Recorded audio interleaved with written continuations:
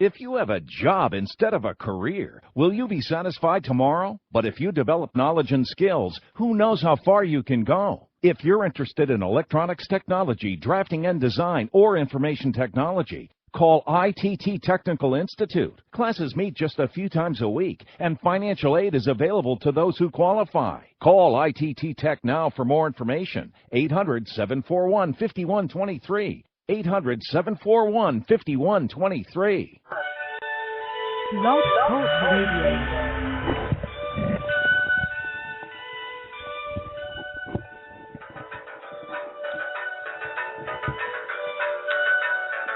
Is it that time already? It is. Are you ready to do this week? I don't know that I am. I don't know that I am either, but we're going to give it a shot, and we're going to do our best. It's going to be that kind of week, isn't it? It is going to be that kind of week. We're hoping... Oh, God. Make it go away before we get sued. All right.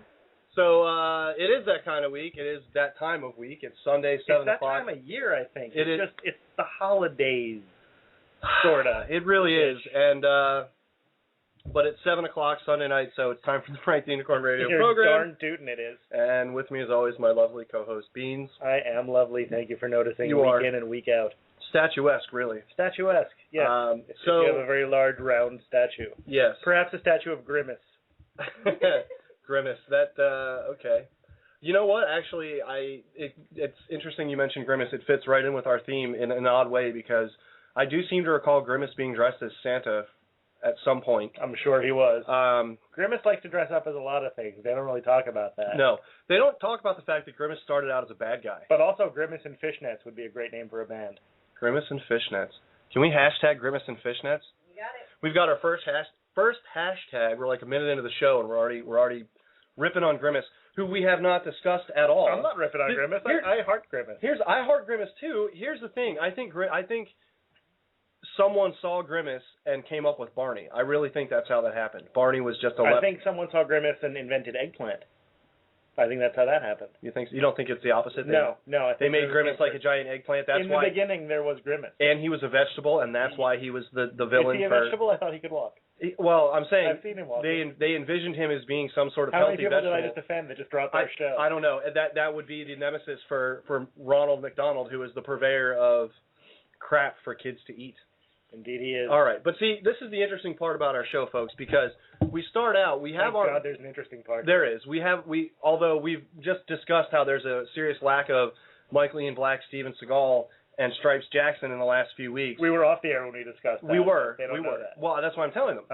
I'm letting them in on our creative process because inevitably what happens. Process? We do. And I should take notes. This happened last week a little bit last couple weeks really with Sharktopus because we have the outline. We kind of know what we're going to talk about. We have our stuff set up. But there's always room for Sharktopus. There's always room for Sharktopus and evidently Grimace. That would be a great fight. Grimace in fishnets fighting Sharktopus. Grimace doesn't stand a chance. You don't think so? Not I don't a think chance. so either. There's a lot there to eat. He's a good meal. Yeah. Even if Steven Seagal was riding Grimace, I don't think. No. Maybe Steven Seagal is Grimace. That's entirely possible. That is entirely possible. That would explain where his show went. We need to see Grimace bust out some tough moves. You know, just break it down and beat someone to death with like a fry basket. I would pay good money to watch that. I would absolutely pay to watch that, provided Grimace had a ponytail. Sammo Hung, Steven Seagal, and Grimace could be the new Fat Boys, and they could do like a kung fu movie. And that would be awesome. And they could rap about food. Rap, that's right. They could rap about food. While they kick some ass. About McDonald's food, I guess, because it's Grimace, Clearly, right? I mean, that's some product placement right there, but sure. They could take down the Burger King? Easily. That creepy masked dude? Yeah. No problem. He's got like the Chick-fil-A cows working as security. Anyway, the whole point There's is your henchman. You got hedge cows. There you go. Inevitably, we get into this, and this happens a lot, where 5 seconds into the show, 10 seconds into the show, something gets mentioned, and then just seems to stick. And it looks like this week it's Grimace. You know, like I said, last couple weeks, Sharktopus. This week, the possibility really existed it's Grimace. And we all know that Grimace is based on, he's a McDonaldland character that was created in the early 70s by McDonald's as part of an advertising campaign, and they were sued. They essentially ripped off Sid and Marty Krofft and H.R. Puffin stuff and used the same sort of, you know, giant puppet. But H.R. Puffin stuff never sold me delicious French fries. That's true. He never did. And he didn't hang out with Fry Guys either. No. All right. He did a lot of other stuff. The doozers of the advertising world. Yes. So here's what we got coming up. We'll give you a quick idea of what we've got coming up on the show. We're going to, obviously, we'll recap last week.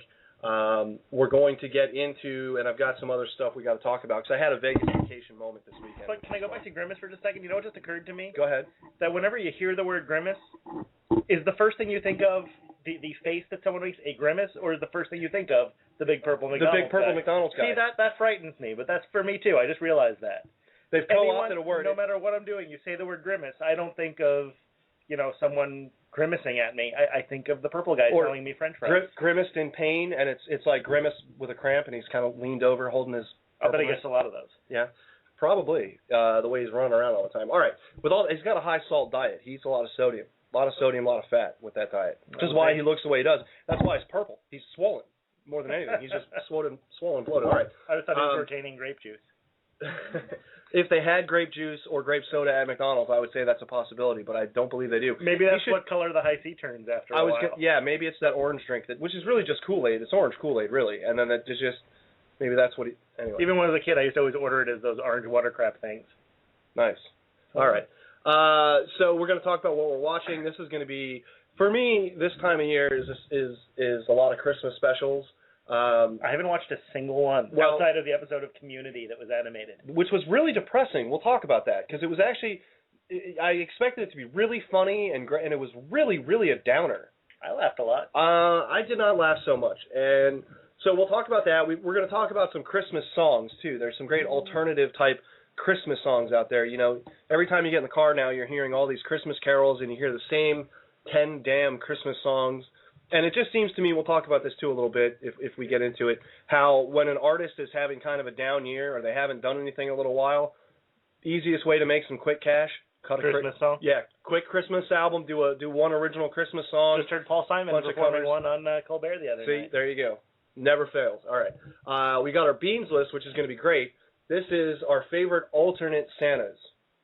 Not the nice, jolly, happy, bourbon-drinking, cookie-eating Santa. No, not your run-of-the-mill Santa. No, these are these are the Santas, the bad Santas, the altar Santas, the evil Santas, the bad Santas.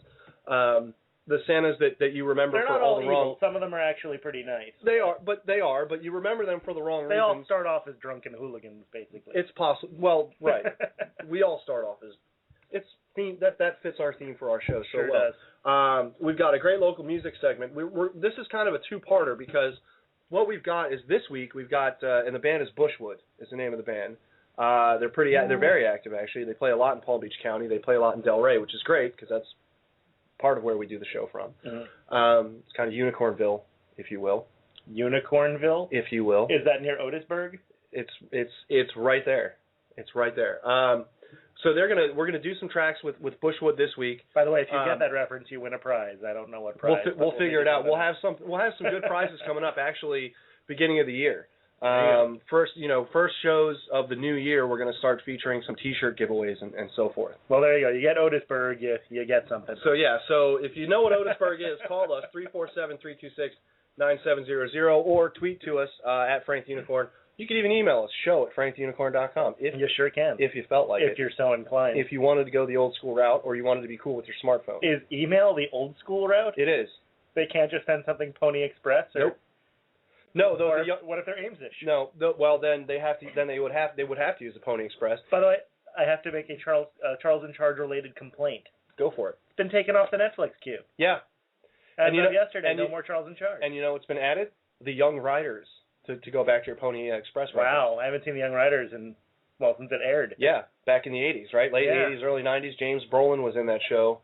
I would actually like to watch that again. I don't remember any of it. There was, it was actually, I think the show was a little bit ahead of its time. I don't know that people were ready for an intelligent Western that wasn't all shoot-'em-ups and so forth. That was a little bit more based on what day-to-day life. Actual history? Yeah, for what these people was like. Just the struggles, like, hey, we need to get food. Not we're having a showdown at noon. They should have had Grimace. They should have had Grimace. If Grimace had been on the frontier. Grimace and cowboy boots. I think that's what we need. Grimace and spurs. Grimace and spurs. Stetson Grimace. There you go. Cowboy Grimace, Sheriff Grimace. All right. So Bushwood, we're going to play some tracks from them this week. I'm sure they're happy to get lumped in with Sheriff Grimace, right? Wouldn't you be? I would. We're going to play some tracks from them this week, and then next week they're going to be in our studio. We are going to broadcast the day after Christmas, which is that's George's birthday, which is a special day for us. Yeah. but we're gonna do that show, and they're gonna come in and play live in the studio, a la Goodman, A la. or as we like to call them, Excellent Men, because they're awesome. They were darn fine. All right. And of course, if we're talking local music, I do want to take another moment and just mention again, we had a great Are we going to segment. talk to anyone from Bushwood tonight? We are going to talk to Bushwood tonight. They're going to give us a call in hopefully. Now, I want to mention the guest we had last week for our music segment, which was Rhea, because she was great. We had a great response to her being on the show, and she's just been fantastic. Cool beans, if I may take my own name in vain. You may. We've been tweeting back and forth with her, so we want to encourage everyone to check her out as well. She's really, really coming up. She's definitely on the rise, and certainly nice to look at as well. Now we're going to play, of course, we have our segment that Mrs. the Unicorn agrees. I think Mrs. the Unicorn just gave you a look. No. Mrs. the Unicorn totally agrees. She's the hottie. Yeah, she's very beautiful. All right, I'd have given you a talented. 2011 Woman of the Year. 2011 Woman of the Year. She is, and yes, but I have someone that I'm close to who's also nominated for that award, so I can't endorse any particular candidate on the air. It wouldn't. Not even Lady Gaga? No, it wouldn't be fair. Lady Gaga's not nominated, actually. Shameful. I'm getting a look. Okay, if you want, you can vote for Mrs. the Unicorn on that poll. Or Rhea. You can vote for whoever you like, but if you're a fan of the show, you should definitely vote for Mrs. the Unicorn, and it's 2011 South Florida Social Media Woman of the Year. Is that right? 2011 South Florida Woman of the Year on Facebook. On Facebook. So you just go to Facebook and go to Woman of the Should Year. I join Facebook just so someone can vote for me as Woman of the Year? See, had you been on Facebook, Beans, you may have been nominated. Had you been on. Now, no chance. That's the best argument to join Facebook I've ever heard. See, there you go. All Still right. not going to do it, but that's a great argument. See, and we're good at those. All right, so we've also got our favorite segment, This Week in Bacon. We sure do. Which I think has been the most consistent. I think we've done that segment consistently every week since we introduced it, more so than any other. Possibly how Unicorn Well, argues. I'm bringing one of our old segments back. The casting segment? Yes, I'm Okay. bringing it back tonight as part of the Beans list. I'm glad you did that. I have some casting questions included in the Unicorn questions as well, because I do think that's a good segment for us to do. I'll even put the question out there now to get people to start tweeting, to start writing. Go for it. My question is, who would you cast as Santa? Who is the ultimate Hollywood Santa? The ultimate Hollywood Santa? It can be a traditional Santa. It can be one along the lines of the Beans List Santas. Can I put two names out there and we can tweet them out? Hopefully? When we get to the segment, I'm sure you can. Okay, I have two of them, and I just all right. You want to do it that way. Hey, you can do it now. Keep things in order. Are we actually trying to do that? We're actually keeping things in some kind of precise order. As much as we can. We're staying on the rails. We talk about being on the rails. I poop on your orders, sir. All right. Are you now Triumph the Insult comic sidekick? No, because I don't do the accent. You don't do the accent. You don't smoke the cigar or poop on things. But I do have a hand up. You do poop on things. You said last week you wanted to poop on my grandmother. I don't think I said I wanted to poop on your grandmother. Made you want to poop I think on I said you looked like someone who pooped on your grandmother. That's what it was. All right. I never suggested actually pooping on your grandmother. And with that, I'm going to mention how we're going to talk about This Week in Bacon, because grandma poops to bacon. That's a segue. Of course. What better way, pooping on grandma, to go and write the bacon? But we have a couple cool things. I wanted to find a bacon puppet, because we talked about my talking bacon, which is great. But I'm bacon. I wanted to find a puppet. I found one. Wild Olive is the name of the blog, and it's a blogger named Molly Johansson. She's got a lot of really cool stuff on her blog, but she's got this finger puppet bacon, which is really, really adorable and really cool, and we're going to talk about that. We also have a recipe, courtesy of cdkitchen.com. It's bacon monkey bread, because Jews love monkey bread. Everyone loves monkey bread. Everybody loves monkey bread. And everybody loves bacon. We combine the two, we get magic. I never even thought that you could combine the two. Well, evidently you can, and we're going to give you the recipe on how to do that. And once again, I have to quit the show and go find myself some bacon monkey bread. There you go. Bye, All right. everybody. And, okay, so now we also have, we've got Cosmo from last week, because we really only got into part of Cosmo last week. So we're going to go back and address that again. I was fascinated by the part we got into. Well, that's why we're going to come back to it again, because it's a very fertile Cosmo. They've done a great job. I'm sure it is. Yes, it is. They've done a very good job, aside from the weak cover, because, Twilight and all. And who is that on the cover of Glamour that I'm looking at here? See, this is Reese Witherspoon, but you don't realize that because of the extreme amount of airbrushing that's been done to her chin. I cannot tell that that's Reese Witherspoon. Doesn't look like her at all. It looks like if Reese Witherspoon... Why is she wearing some sort of traffic safety outfit? I have no idea. It does look that... It appears, she looks like she's on a chain gang. It does appear that she is wearing some sort of road cone-inspired dress. Does that say prisoner on the back? With pleather. It looks like black pleather in a nice little cross pattern here with the little straps and a chain. And I mean a literal chain around her neck. Again, I think what they're trying to do here is just distract you from her enormous chin, but it's airbrushed out. Airbrushed the holy hell out of her little bullet chin. Yeah, and it looks like there's about 50,000 spotlights on her because it looks like she's fading into the white of the page. That's terrifying. Yeah, it's not a good cover for Glamour, but there's some interesting stuff in there. Let's say fascinating for Glamour. Don't fall asleep, kids. No, not at all. Actually, don't, because we've had a lot of sugar tonight. Actually, don't. We were lucky. Speaking of which, it's almost Christmas, and now we have candy canes right here. We have candy canes. I think I need to be sucking on a candy cane right now. Suck on a candy cane. Would you like one? No, I'm good. I need to run my mouth, so I can't. I need to run my mouth too, but I don't care. There's candy canes. I'm excited we have 2 tracks for local music tonight because I'm going to eat some more of those cookies. That's fine. Those fine homemade holiday cookies that we've been enjoying, which are really, really fantastic. But I got a candy cane. That I can't open. I have no nails. Yes, it's okay. Let me open the candy cane. I'll get it. Don't touch my candy cane. You don't want me to touch your candy cane? Get away from me. We're doing a Dennis Miller thing here. All right, so... Oh, please, not anymore. So we want to remind, okay, 347-326-9700, at Frank the Unicorn on Twitter.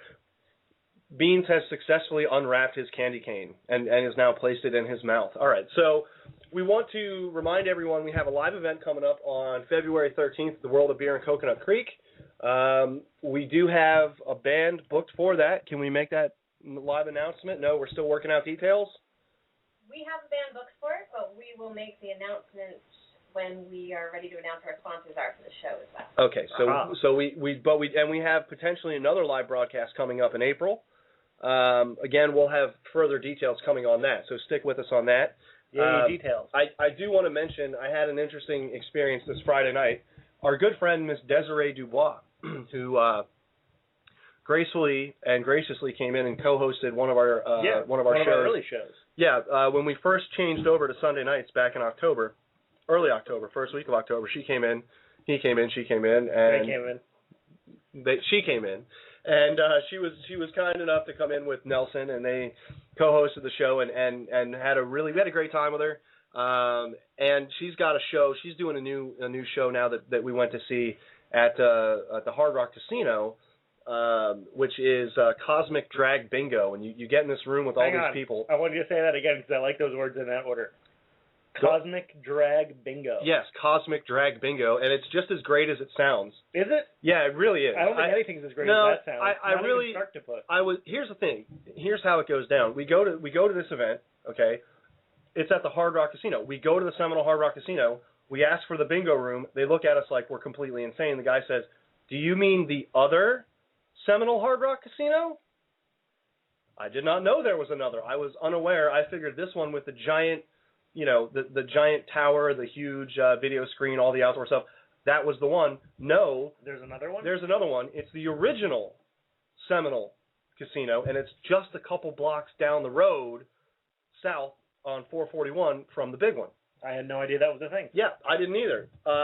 Fortunately, we did not miss the bingo or the drag show. We got there in time, just in the nick of time. I will say they were great about getting us in there. They were really, really friendly and helpful.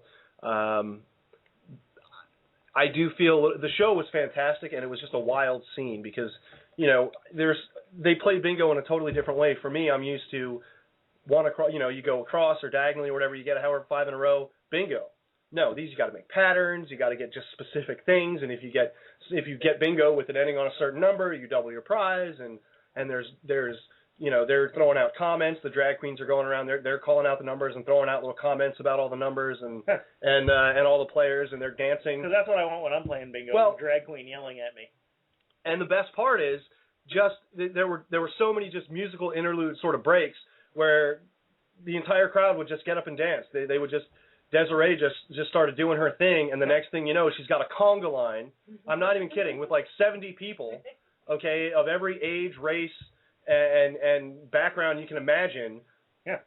Hands on hips. And I can imagine. Hands on hips, doing a conga line through this huge casino bingo room with all these tables. It was with lasers and smoke and stuff. It was fantastic. It was absolutely, didn't win a damn thing.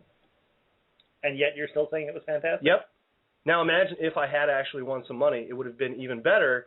But it was absolutely wonderful, and I think they're doing this actually every month, if I'm not mistaken. We're going to see if we can get Desiree back on the show at some point to talk about it and maybe give us a little promotion or see if we can get a giveaway to get some listeners to go out there because it's really, really a lot of fun. Place to do a show from. It really would. I think it's honestly, it may be too loud for us to do a show there. It was really, really a charged up atmosphere, but I really enjoyed it. So I want to thank our good friend Miss Desiree Dubois and Cosmic Drag Bingo at the Seminole Casino because that was really a lot of fun. And you should definitely. Are you sure it's not a B-52s album? I think that's a B-52s album. It could be. It felt like being in a B-52s video actually. I could just see that happening. I could see that breaking out. You gotta right get in the you middle a giant of that. Fred Schneider brooch. We do indeed. All right. I gotta put a beehive on you. You gotta have a beehive hairdo. Of course. Can we do that? Happily. All right. So that's basically what has been going on. You know, what are you, that guy from the beginning of Dirty Harry? I am. I got to know. That's right. And I ain't got no weapon. And I'm looking at the cookies. That's the problem. Okay, they're mouth-watering. 347-326-9700. You want a candy cane? Twitter at Frank the Unicorn. No, I can't. I certainly do not want a candy cane, sir. And I have no ability to enjoy one while doing the show. Someone's got to talk. Someone's got it. And if you're eating the candy cane, it's not going to be me. right. I'm enjoying my candy cane. You're enjoying the candy cane, so you're putting the onus on me to actually do the entire show. I've never once put my onus on you. No. Thank God you have not. Wow. Keeping up for a guy eating a candy cane. I think I'm contributing. Stretched onus. Yeah. You went there. Now I'm too nauseous for my candy cane. That was my point. That's what I was trying to. And yet, no. I'll still talk. So here's what we're watching. I'll just smell minty while I talk. Okay, let's.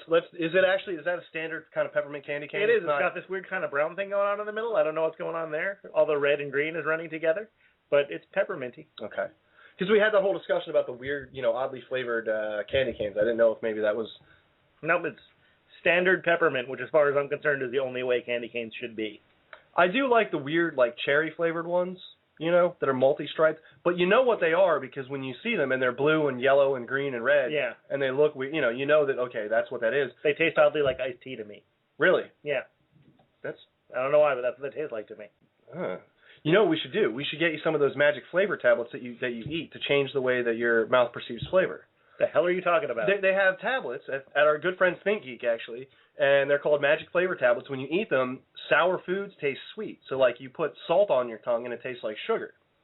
People eat these tabs and then eat lemons, and they taste like candy. I've never heard of such a thing. Yeah. We'll have to try those out. I'm afraid to know what those tabs are made of. They're apparently all natural. I don't know. That's LSD, sir. Yeah. Okay. So let's talk about what we're watching. Well, wait, we have something coming in, a tweet here. At Robot Embassy gave us Black Christmas, which is a great freaky Christmas movie, but there's no Santa in it, as I recall. Maybe there wasn't the remake. I never saw the remake, but the original was just a killer in a sorority house. And Margot Kidder, who might count. There you go. At Robot Embassy, by the way, gave us that one. That's what I said. Did you? I sure did. I was watching you eat the candy cane. Okay. Merry Christmas.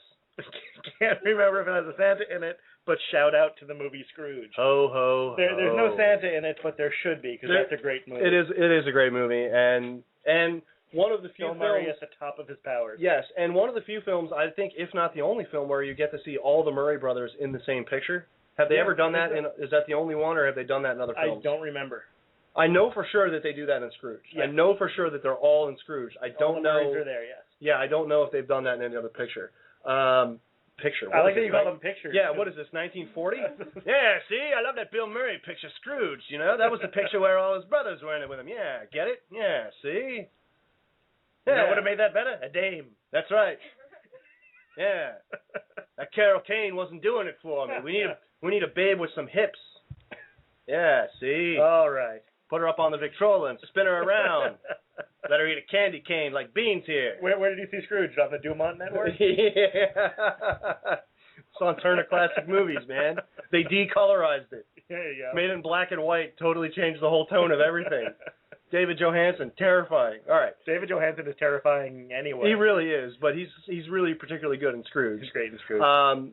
Scrooge was not even one that I had intended to mention, but I did watch part of Scrooge. I do love Scrooge. I think it's a wonderful I always like Christmas to give Richard film. Donner his props when I can. Yes, and Bobcat Goldthwait.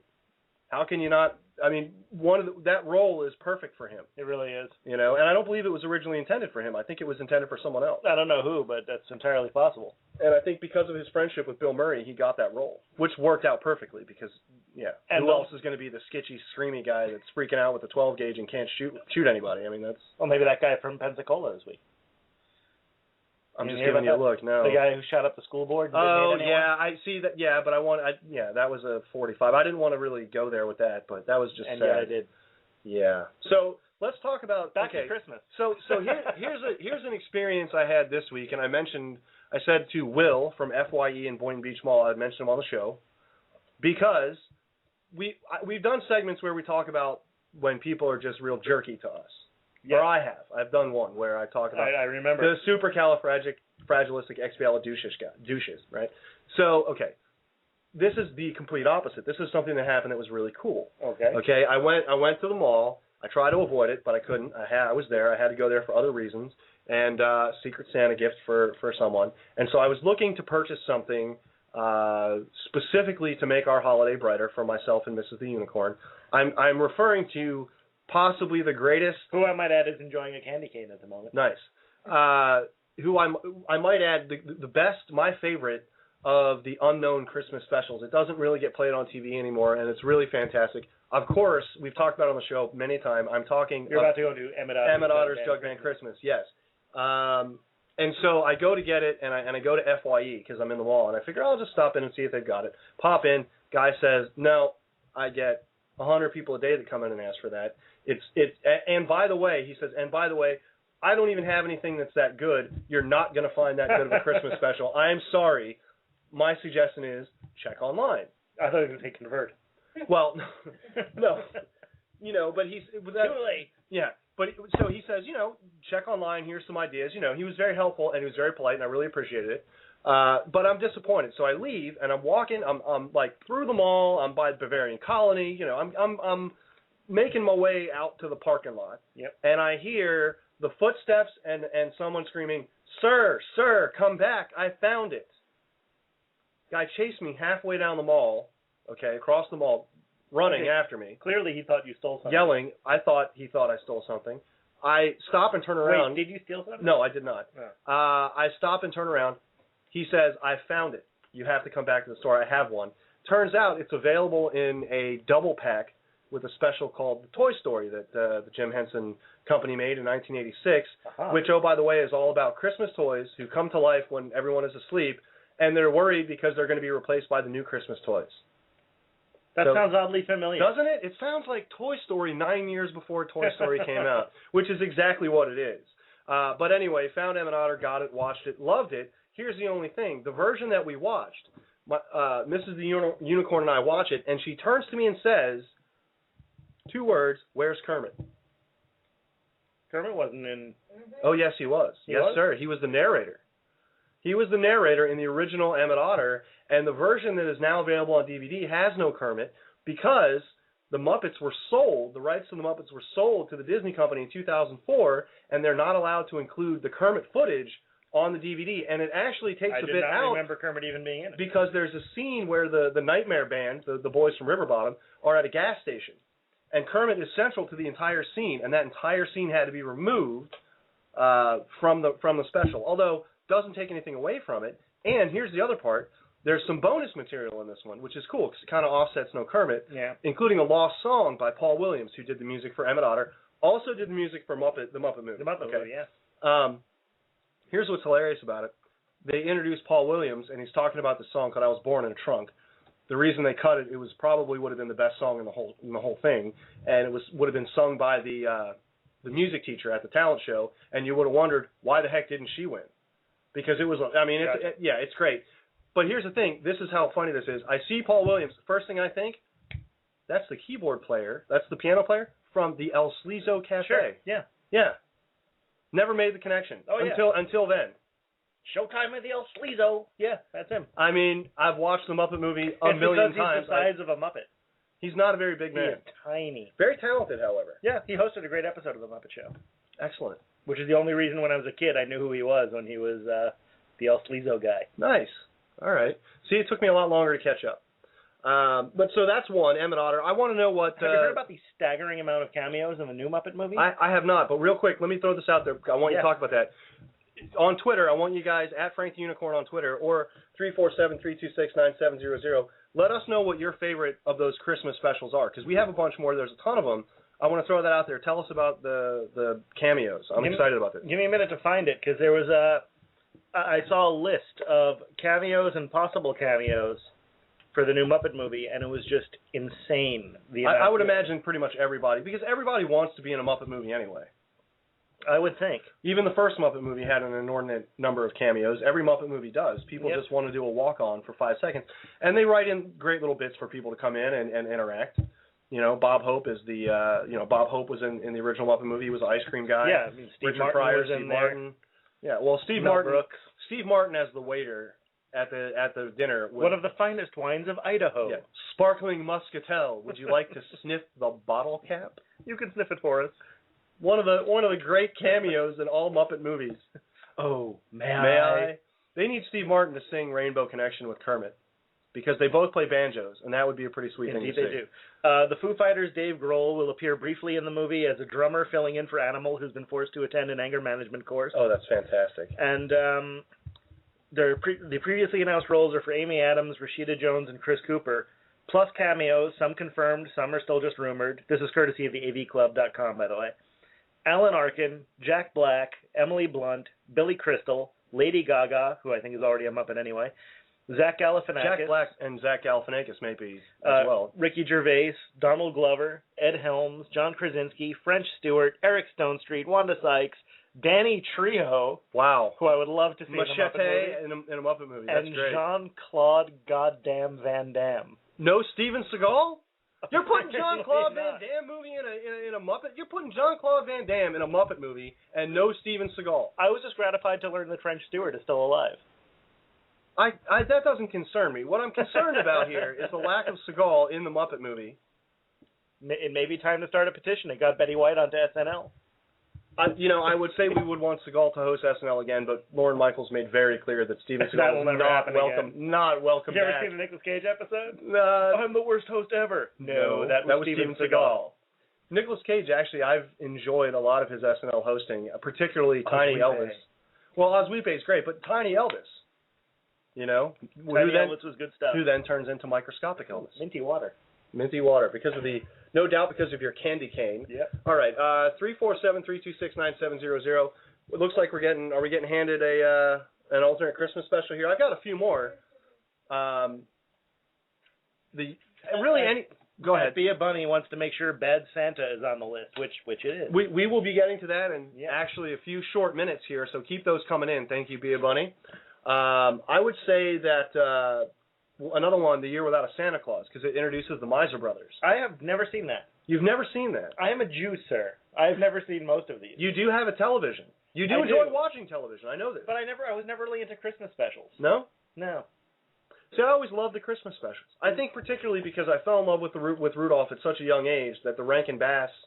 Which is why it surprises me that Community didn't get you a little more than it did, because the whole thing was that all the specials had such big hearts, and that was the idea with the Community episode. Well, but the overall tone of it, to me, was extremely sad as to why they were all animated, and the whole side story, which I thought it was really brilliant the way that they did that and the way they explained that they were animated. It wasn't just a cheap, we're doing an animated episode for no reason. There was actually a legitimate reason behind why they were being perceived as being animated, which is really what it was. It was Abed's perception of them. One of the many things I love so much about Community. Well, I love, too, is that they take that Abed has this outside perspective where he sort of, you're not sure if he kind of understands that they're on a TV show or not. Yeah. And, you're not really, his perception of things is a little off. His reality is a little different. and it's a little kind of in between where they are on the show and where you are at home. Yeah. He's sort of in the middle. Yeah, he's very meta, which I like. Yeah, and that character, that's a hard thing to pull off. It's a hard thing to write that. It's a really hard thing to perform that, make that likable, believable, and pull that off. He does it every week, and it's very understated. They don't make that the focus of the show very often, which is smart. The episodes, when they do, it really works, particularly the paintball episode. And yes, I thought this was an excellent episode. It wasn't as funny to me because it was so emotional, because it was more of a exploration of his feelings about the holiday. And that's exactly what I liked about it, is that it's a show that, even though it's a sitcom, they're not afraid to go there, and it doesn't really become maudlin. It doesn't go to the point where it's, a very special community. It's not like that. I mean, they understand that it's still a sitcom and the laughs are still there, but because it's a Christmas special, they gave it a little more heart than usual. True, although they do. I think you make a good point about the show in that they do tend to have a lot of storylines that focus on the development of the character and particularly in how they relate to each other in a positive emotional sense, and that they have heart, I guess would be the easy way to say it. So I do agree with that. Again, it's not that I disliked it. I just expected it to be a different thing. I expected it to be more funny, more humorous. Gotcha. There were moments that were very funny, but there were moments in that that were heart-wrenchingly sad. Very sad. And I like that they went there with that, but I like that too. Unfortunately for me, the end didn't quite have the happy emotional payoff that you usually get with these specials. That was the one thing I thought was missing just a little bit. it did for me. I thought you need that giant over the top, moment of saving Christmas or realizing Christmas or whatever, Or your heart growing 3 sizes that day. That's right. We're going to talk about the Grinch too. I'm sure we are. I've got some Grinch stuff on the unicorn list. Keep Jim Carrey out of this. Well, not that Grinch. Thank the God. actual Grinch, the animated Grinch. Man, that thing is awful. It just gets worse every time you see it. I've only seen it once, thankfully. I didn't even make it that far into Cat in the Hat. I think I got about 20 minutes into that one before I gave up. That is an unwatchable piece of crap. Oof. I love Alec Baldwin, but that is an unwatchable piece of crap. It is horrible. I'm sorry, piece of what? Yeah, that's right. Crap. Wow, that was even louder than the last We one. have no listeners I think you might have cracked the studio window. That's right. 347-326-9700. I'm trying to bring down Santa's sleigh. I heard it's made of glass. All right. Twitter.com @FrankTheUnicorn, and it's that time for the Beans list. This is going to be our favorite alternate Santa list. Yes. Do you have the list I sent to you? Because I didn't write it down. Do I have the list you sent to me? Because I didn't write it down. I believe I do. There it is. That's the one. All right, let's get into our Santas. And I want you to I want to hear this come from your mouth. The forget Miracle on 34th Street. Well, that's what I was saying. Is you forget your Miracle on 34th Street style, treacly, happy, benevolent Santas. We get enough of those every year. I'm talking about Santas that are, as you might put it, the most unicorn. Okay. Well, it's how unicorn are you, right? No, this is the Beans list. But I'm saying that's part of your shtick, as I'm wont to believe. I guess, yes, we could say that. So these are the ones that fit most into the milieu of our show. And I'm going to say that again because I like to get to say milieu. I enjoy when you say milieu. And these are the ones that fit I enjoy it best especially into the milieu of our show. I enjoy it especially when you have no candy cane in your mouth. Could you hand me one, though? Not now. Well, since you're doing the Beans list, I have an opportunity to suck a candy cane, so I'm going to take it. Suck it, mister. Yeah. All right. So, and if you had $1 for every time you said that, you'd have like $7. I'd have like $8.50 actually. Yeah. All right. Strangely. Had to make change, I guess. Yeah, it's a long story. Don't want to know. You really don't. All right. So first of all, milieu, and second of all, so these are just my favorite screen Santas, which are going to be Larry Drake is up there from his Tales from the Crypt episode and All Through the House, which was done on film before. In 1972, there was a Tales from the Crypt movie from England where some other, kind of forgettable dude played the evil killer Santa, but Joan Collins was the lady that he was chasing around. I love that you know that. No one knows that. People know that. But in the episode of Tales from the Crypt, Mary Ellen Trainor, Mrs. Robert Zemeckis, is the lady being chased around by the horrifyingly creepy Larry Drake. Larry Drake does have the ability to be extremely creepy. Oh, man, he does. And he was the bad guy in Darkman. Can anybody tell Robert Benny- G. Durant? That's right, Benny on L.A. Law. Can anybody tell us what the hell ever happened to Larry Drake? I don't know. I think the last thing I saw him in was Overnight Delivery with Paul Rudd and Reese Witherspoon. I saw that movie, but I don't remember him being in it. But then again, I saw it when it came out. So. One of many roles where we could even explore this particular character. Christopher Walken was her dad in that, right? Wasn't he in that? I vaguely remember him being the reason I saw that movie. I don't know. It's very possible. I'd be ashamed to forget that, but it's possible. I have no idea. I might be thinking of something else. Was that with Benicio del Toro, or am I thinking? No. You're thinking of Excess Baggage. Excess Baggage with Alicia Silverstone. Silverstone. No. This one. Then I never saw Overnight Delivery. Yeah, no. Overnight Delivery was Paul Rudd and Reese Witherspoon, where she didn't know they had been in a movie together. Oh yeah, she's a stripper, and she can. The new one. His girlfriend. There's like a whole thing with his girlfriend, and he sends her a package to break up with her. And then he hooks up with Reese Witherspoon, who then convinces him, first she convinces him to send the package, then she convinces him to go and retrieve it so that the girlfriend doesn't get it, and they go off on this adventure to get this package back. And Larry Drake is the delivery guy. Didn't even know who's that on was his first solo package delivery run to deliver these packages, and they try to stop him. And again, that's an archetype we can explore later on. The delivery boy. There's always a put-upon delivery boy or delivery man in many of these comedies. Indeed. A la Fisher Stevens in Mystery Date, which is sort of the height, the Citizen Kane, if you will, of put-upon delivery boys. I like Fisher Stevens too. He deserves some love as well.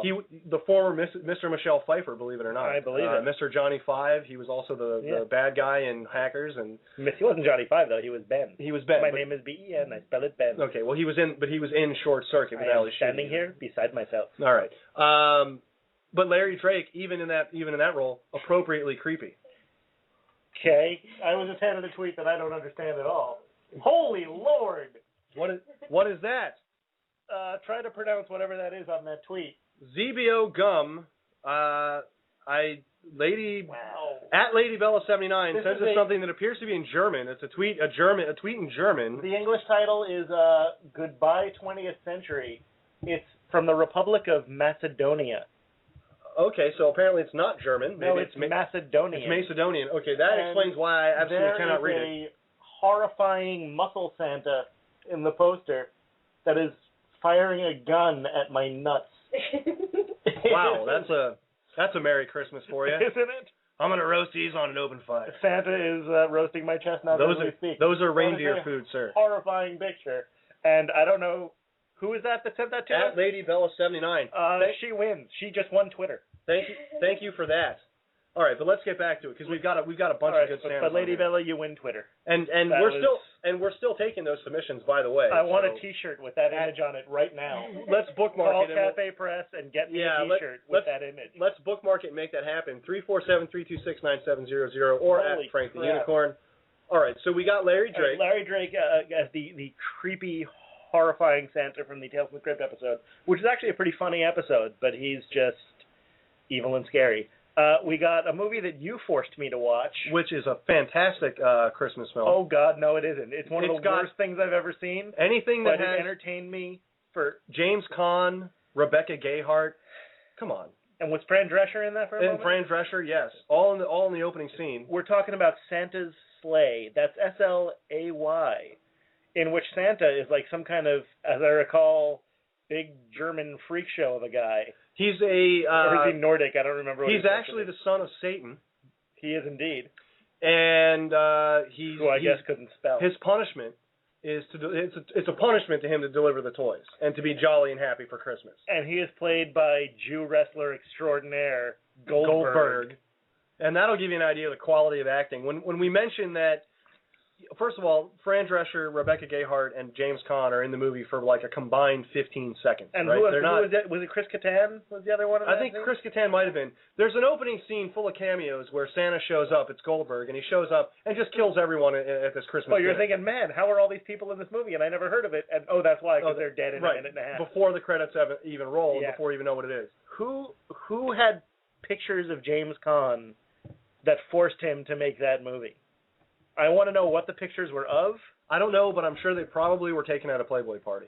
That was just horrible. But anyway, Goldberg is a big, giant wrestler who is Santa in this movie. And it's not like Hulk Hogan is Santa with muscles kind of movie. It's he's coming to kill people. a grade double Z horror flick. Yes, it's really, really bad. With not a single scare, but it's fun. It's not a single scare, but a ton of laughs, and can completely change your perspective on Santa. He's got like the evil reindeer. You know, I think it's just one. Doesn't he have just one giant evil steroid-looking reindeer that he goes around with? He sure does. He's just going around killing people. He's offing people for the holiday. So now for a movie that people should have seen. And they left the ending of it open too, so there could be, because you can't kill Santa. There could be a return to Santa's sleigh. Right. There could Santa's Sleigh 2: The Legend of Curly's Gold. Santa Sleigh 2: Electric Boogaloo. That's overused. Shameful. Hang your head in shame. I am. All right. So on to a movie that people should actually see. Billy Bob Thornton in Bad Santa is, for my money, one of the best screen Santas ever. That and Tony. I don't even like Billy Bob Thornton, but for whatever reason, he is massively entertaining in that He movie. he really is, and he's just the right amount of bad and good. He's just the right amount of jerk. Yep. You know, he doesn't quite go too. He just gets right up to that line, and he doesn't quite cross it enough to make him where you're rooting against him. And John Ritter was great in that. John Ritter was fantastic in that. One of his last roles, I believe. I think it might have actually been his last role, if I'm not mistaken. What was it? I think it came out after he died, unfortunately. Okay. Tony Cox as his elf, his helper and his elf was great. And of course the lovely and talented Lauren Graham. Lovely. Who is not in enough films or shows. She is lovely and talented. And she's not in enough programming. She's on Parenthood. She's got a show. Yeah. She's working. Yeah. She's got Peter Krause to push around. Nah. All right. On to Silent Night, Deadly Night, in which about 30 different people played the Killer Santa because they show him at like every age. But it's a murder Santa movie. Yeah, and for those who are unaware, these movies came out they came out in the 80s. They started in the mid 80s amid the slasher height of the slasher film. I'm going to make a horrible confession there. There are 5 of them, and I own all 5 of them. Oh my! All right. Yeah. Only 2 of them involve the Killer Santa, though. The other 3 are like evil toy makers and such. Mickey Rooney is in one of them. Yeah, I was going to say he's in part 3, isn't it? I believe he's in Silent Night, Deadly Night 3, the Toy Maker, I believe it's called. Richard Bamer is in one of them. I think part 5. It's really gets scary for all kinds of reasons other than what they were going for. Which, you know, the concept of it, especially when it was first done back, I think the first one came out 85 or 86. Yeah, and it was picketed. It was banned in a lot of places. Yeah. Because parents groups got really freaked out about, a movie about a murder Santa. Well, I mean, think about it. If you're a kid and you do believe in Santa, and the next thing you know is you see a depiction of him coming down a chimney with an axe and hacking people to death, that's not going to make you feel too good. The poster for the movie was Santa holding an axe. Yes. Behind his back, if I'm not mistaken. Very frightening. Yeah. The worst part of that series is Silent Night, Deadly Night Part 2. It is maybe an hour and a half long. A solid 40 minutes of it is flashbacks to the first movie. It's hilarious. There's a full-on solid half hour at the very beginning of just the last half hour of the first movie again. And then another few flashbacks later on. So there's maybe an hour of movie there, I think a little less. And somehow they still managed to market that as a sequel and get people to go see it. And then they made 3 more. I was going to say, and then figure out a way to make 3 more. But I guess that's why they changed the story.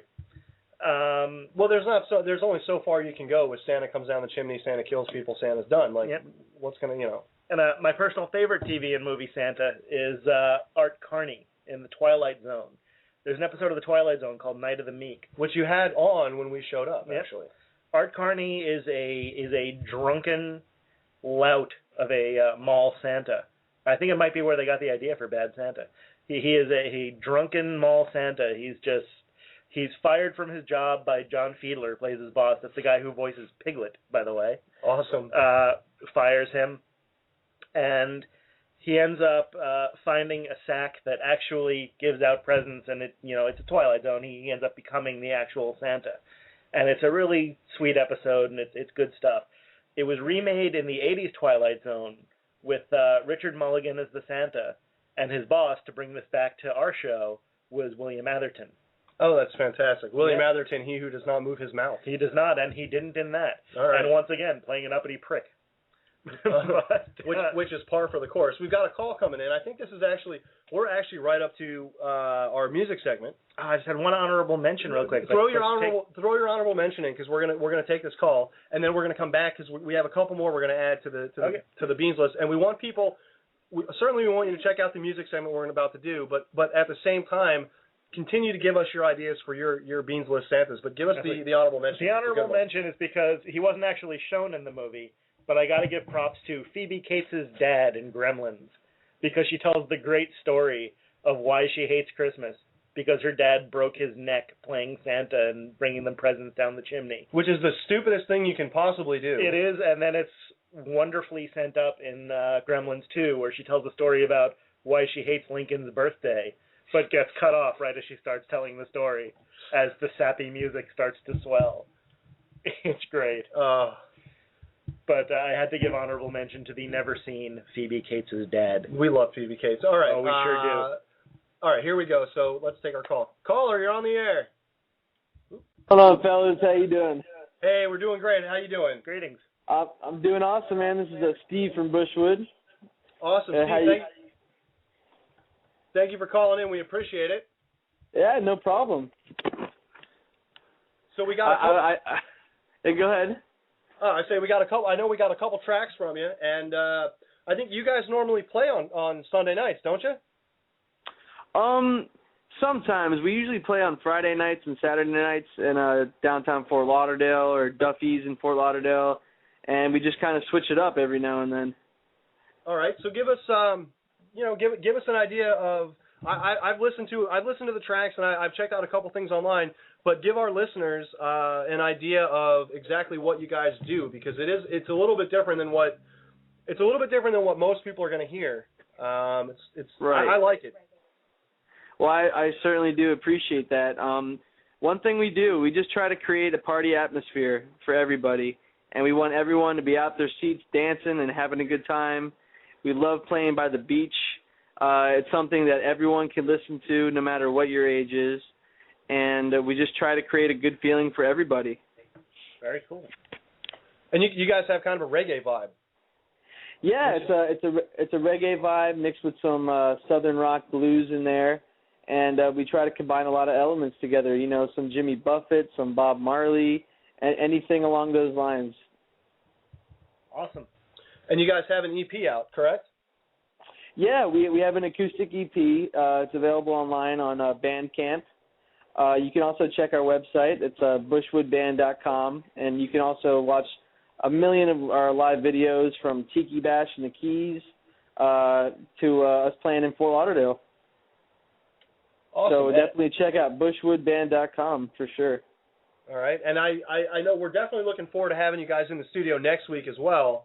And I think this is a great setup where we're gonna let people hear these two tracks, and then that way, now because we've got two tracks, we've got All Day and Under the Sun are the two that we've got, right? And so you're going to be in next week to play in studio with us. Yes, we're looking forward to that very much, man. That should be a really good time. Very nice. I think it's going to be awesome, and it'll be a blast. And so, give us some setup on these two tracks that we're gonna play. Let's see. The song All Day was written about 2 or 3 years ago when we were playing in Orlando a lot, and the song Under the Sun was written about a year ago, and pretty much just recorded that at my buddy's house at the beach, and just pretty much gives you the feeling where all you need is some good music and some of your best friends and your family around you and some good vibes, and you'll be all right. Just stay positive. I don't think that anyone can disagree with that. That's an awesome. Yeah. Awesome. All right, dude. Well, listen. We're gonna go ahead and get. Do you have any upcoming shows real quick you want to mention? Or I mean, obviously next week you're gonna be on our show, which we're looking forward to. But how about in between? As far as I know right now, I think we're pretty much off for the Christmas and New Year's break, but we'll be playing a lot in January. So just definitely check our website, and all the updates should be on there.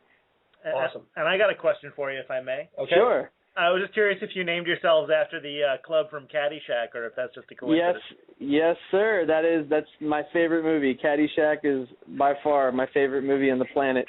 And I think You just made a huge fan. Yeah, good. Try to spread the word as much as possible, man. That's how you judge yourself against other bands, by height. Yeah, there you go, man. Spalding.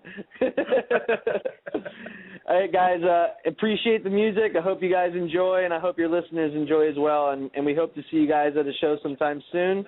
And we'll be seeing you next Sunday night. That sounds great, man. I'm sure everyone's going to love it. And yeah, like you said, I don't even think you realize how big of a fan of the movie Caddyshack both of us are. So to know that that's where the band name comes from is really, really cool. Well, anything we could do to help, you know. Absolutely. All right, awesome, dude. Well, we're going to go ahead and play these tracks, and yeah, we look forward to seeing you next week. Likewise, guys. Take it easy, all right? Yep, thank you, man. All right, take it easy. Awesome. Bye. All right, so that's great. That's really good to know. That is really, really good to know, because that's the first question you asked me when we started talking about this band. And, in fact, you even brought out your Caddyshack shirt. You've got a Bushwood Country Club shirt. Country Club T-shirt. Yes, I do. Going to have to wear that next week. I will. We'll take some photos of that. All right. So we're going to get to our local. God, don't. Well, I don't photograph. We can crop them. It's like The Ring. I'll just end up with that stretchy face. You just have the stretchy face? Yeah. Okay. As long as you're not crawling out of anyone's computer monitor. All right, let's go ahead. Let's go ahead. We're going to play these tracks first. We're going to play All Day, and then the next track we're going to play after that take up the rest of the show. No, not All Day.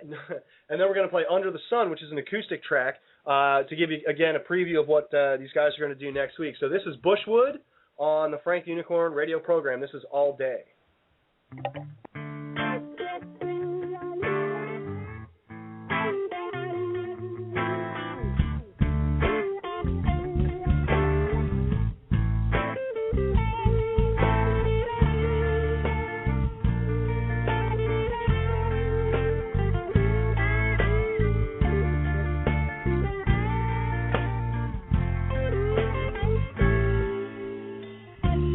Sitting under this pine tree with a drink in my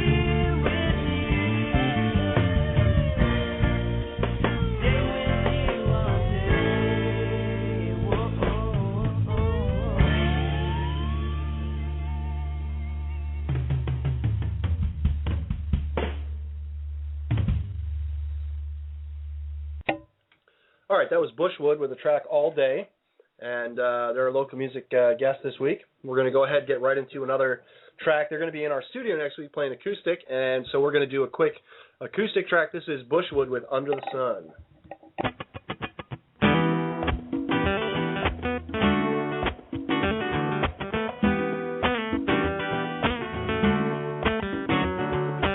Every time I call you, always run away. I got a feeling you will start to change. Everything I get, you try to take away. I got a feeling we will start to fade.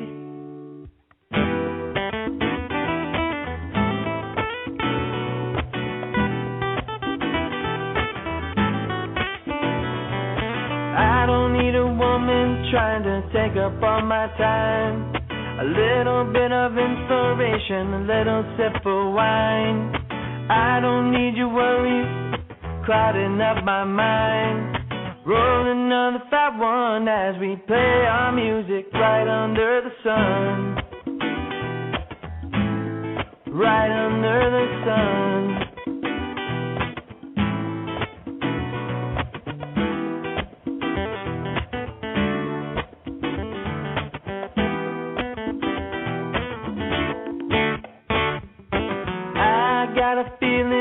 You won't be coming this way, 'cause I will start to fade away.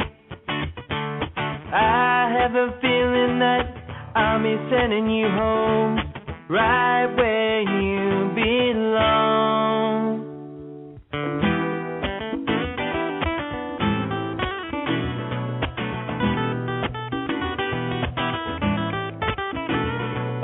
I don't need a woman trying to take up all my time. A little bit of inspiration, a little sip of wine. I don't need your worries clouding up my mind. Roll another fat one as we play our music right under the sun. Right under the sun. Play my music right under the sun.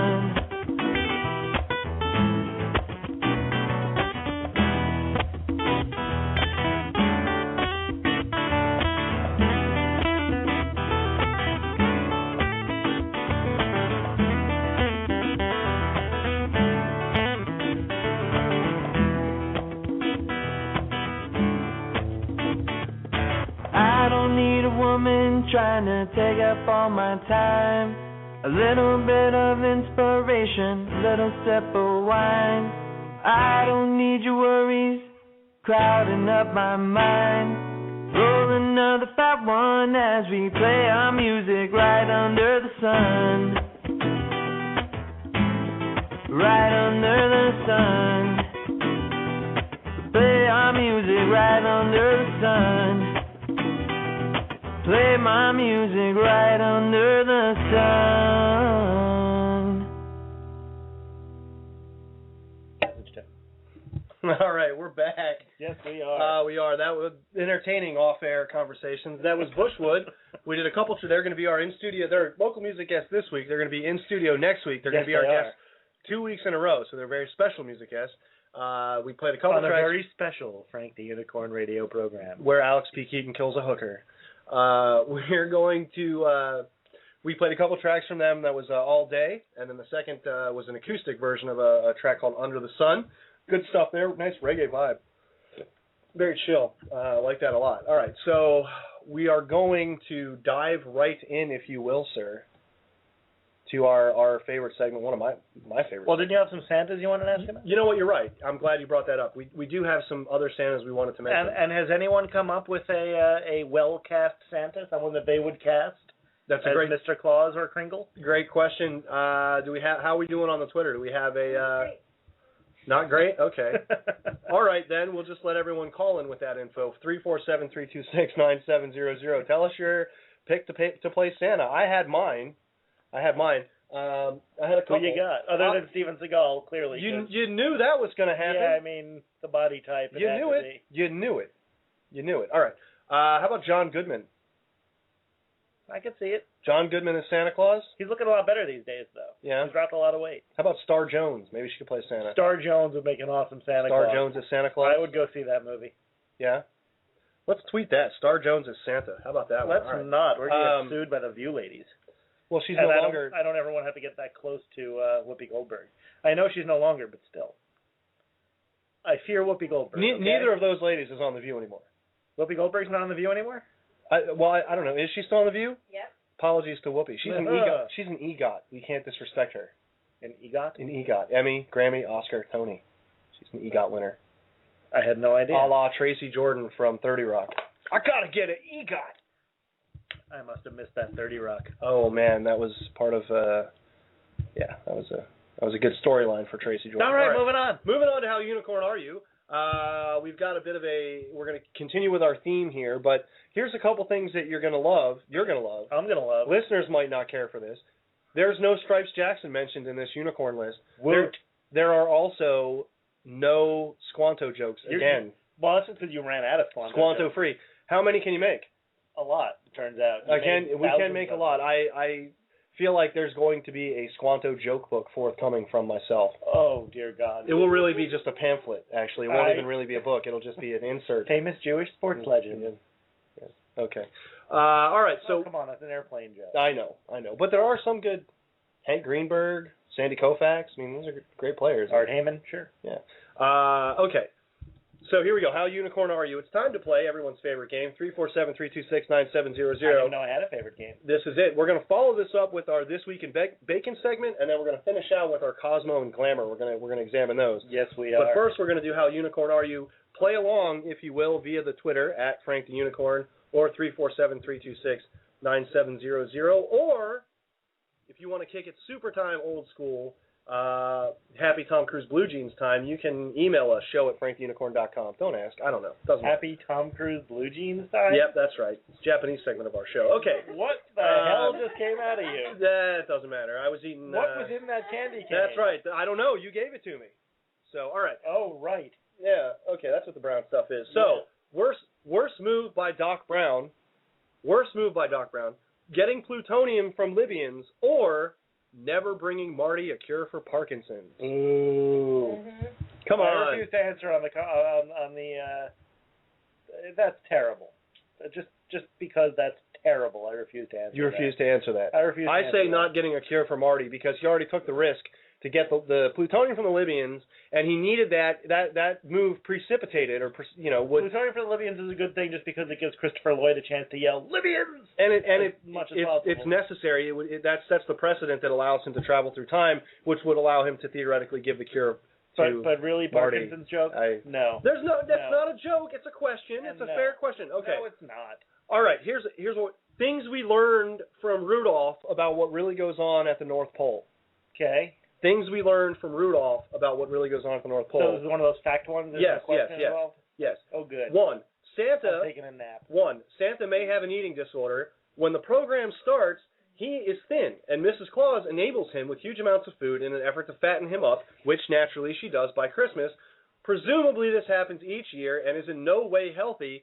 It's even worse when you consider Santa Claus' advanced age.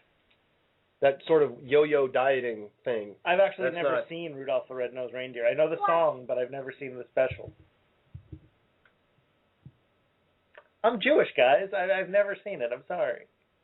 Never got into Christmas specials. I'm doing a full moment of silence in honor of Rudolph. I loved the Peanuts Christmas special. This is not going to make... And for some ungodly reason, you made me go see Reindeer Games. That was a Ben Affleck movie. Yes, it was. Charlize Theron. But the terrible Christmas movie. It wasn't even a Christmas movie. But, this whole thing is not going to make any sense to you then. I've never seen it. You're not going to get any of these jokes. These are all lost on you. Okay, number two. It's a shame. I'm sure they were sparkling. Number two, folks at the North Pole can be cliquey and mean. Example, not allowing Rudolph to participate in reindeer games just because of his red nose. See, I get that because I've heard the songs. Not allowing Rudolph to participate in reindeer games because of his red nose, even though he had superior flying skills, as demonstrated during his first takeoff. Reindeer are racist. Okay, apparently. Number three, prior to the arrival of Hermie the elf, who later becomes a dentist, the elves evidently had absolutely no health care whatsoever. Never saw a dentist, never saw a doctor. Just worked. You know they're made of clay, right? I'm aware. However, pretty sad working conditions for those making Christmas dreams come true. Maybe they went to Dr. Smurf. Well, why would a Smurf be at the North Pole? That's just ridiculous. That doesn't make any darn sense. They live in mushrooms. Mushrooms don't grow on the North Pole. We got a couple of Santas. Give it several pages from a composition notebook. Okay, what are our Santas? At Be a Bunny gives us James Earl Jones as Santa. That I would pay to see that just to hear the ho ho ho. I was just gonna say that would be Thulsa Doom as Santa. I could totally see that. And at My Kingdom 3, suggested Kevin Smith. Kevin Smith would be a good He'd Santa. be an affable Santa. He would be A sweaty Santa, but an affable Santa. and a chain-smoking Santa. And I would like to think that he would bring us better movies than Cop Out for Christmas.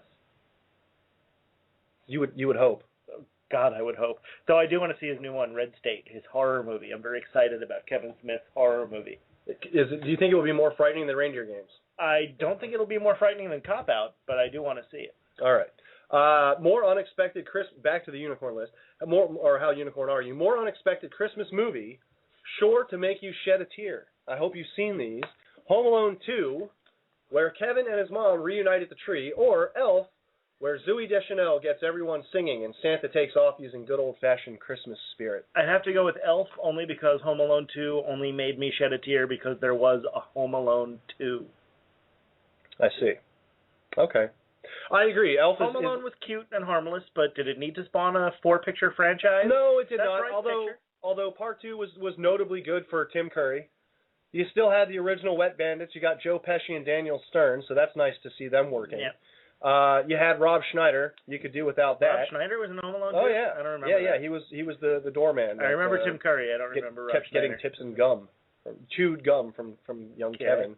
But I think, yeah, definitely the scene in Elf where, she takes Will Ferrell, Buddy, the elf, takes his advice and stands up and starts singing a Christmas song for all to hear. And then, of course, Ed Asner as Santa, by the way.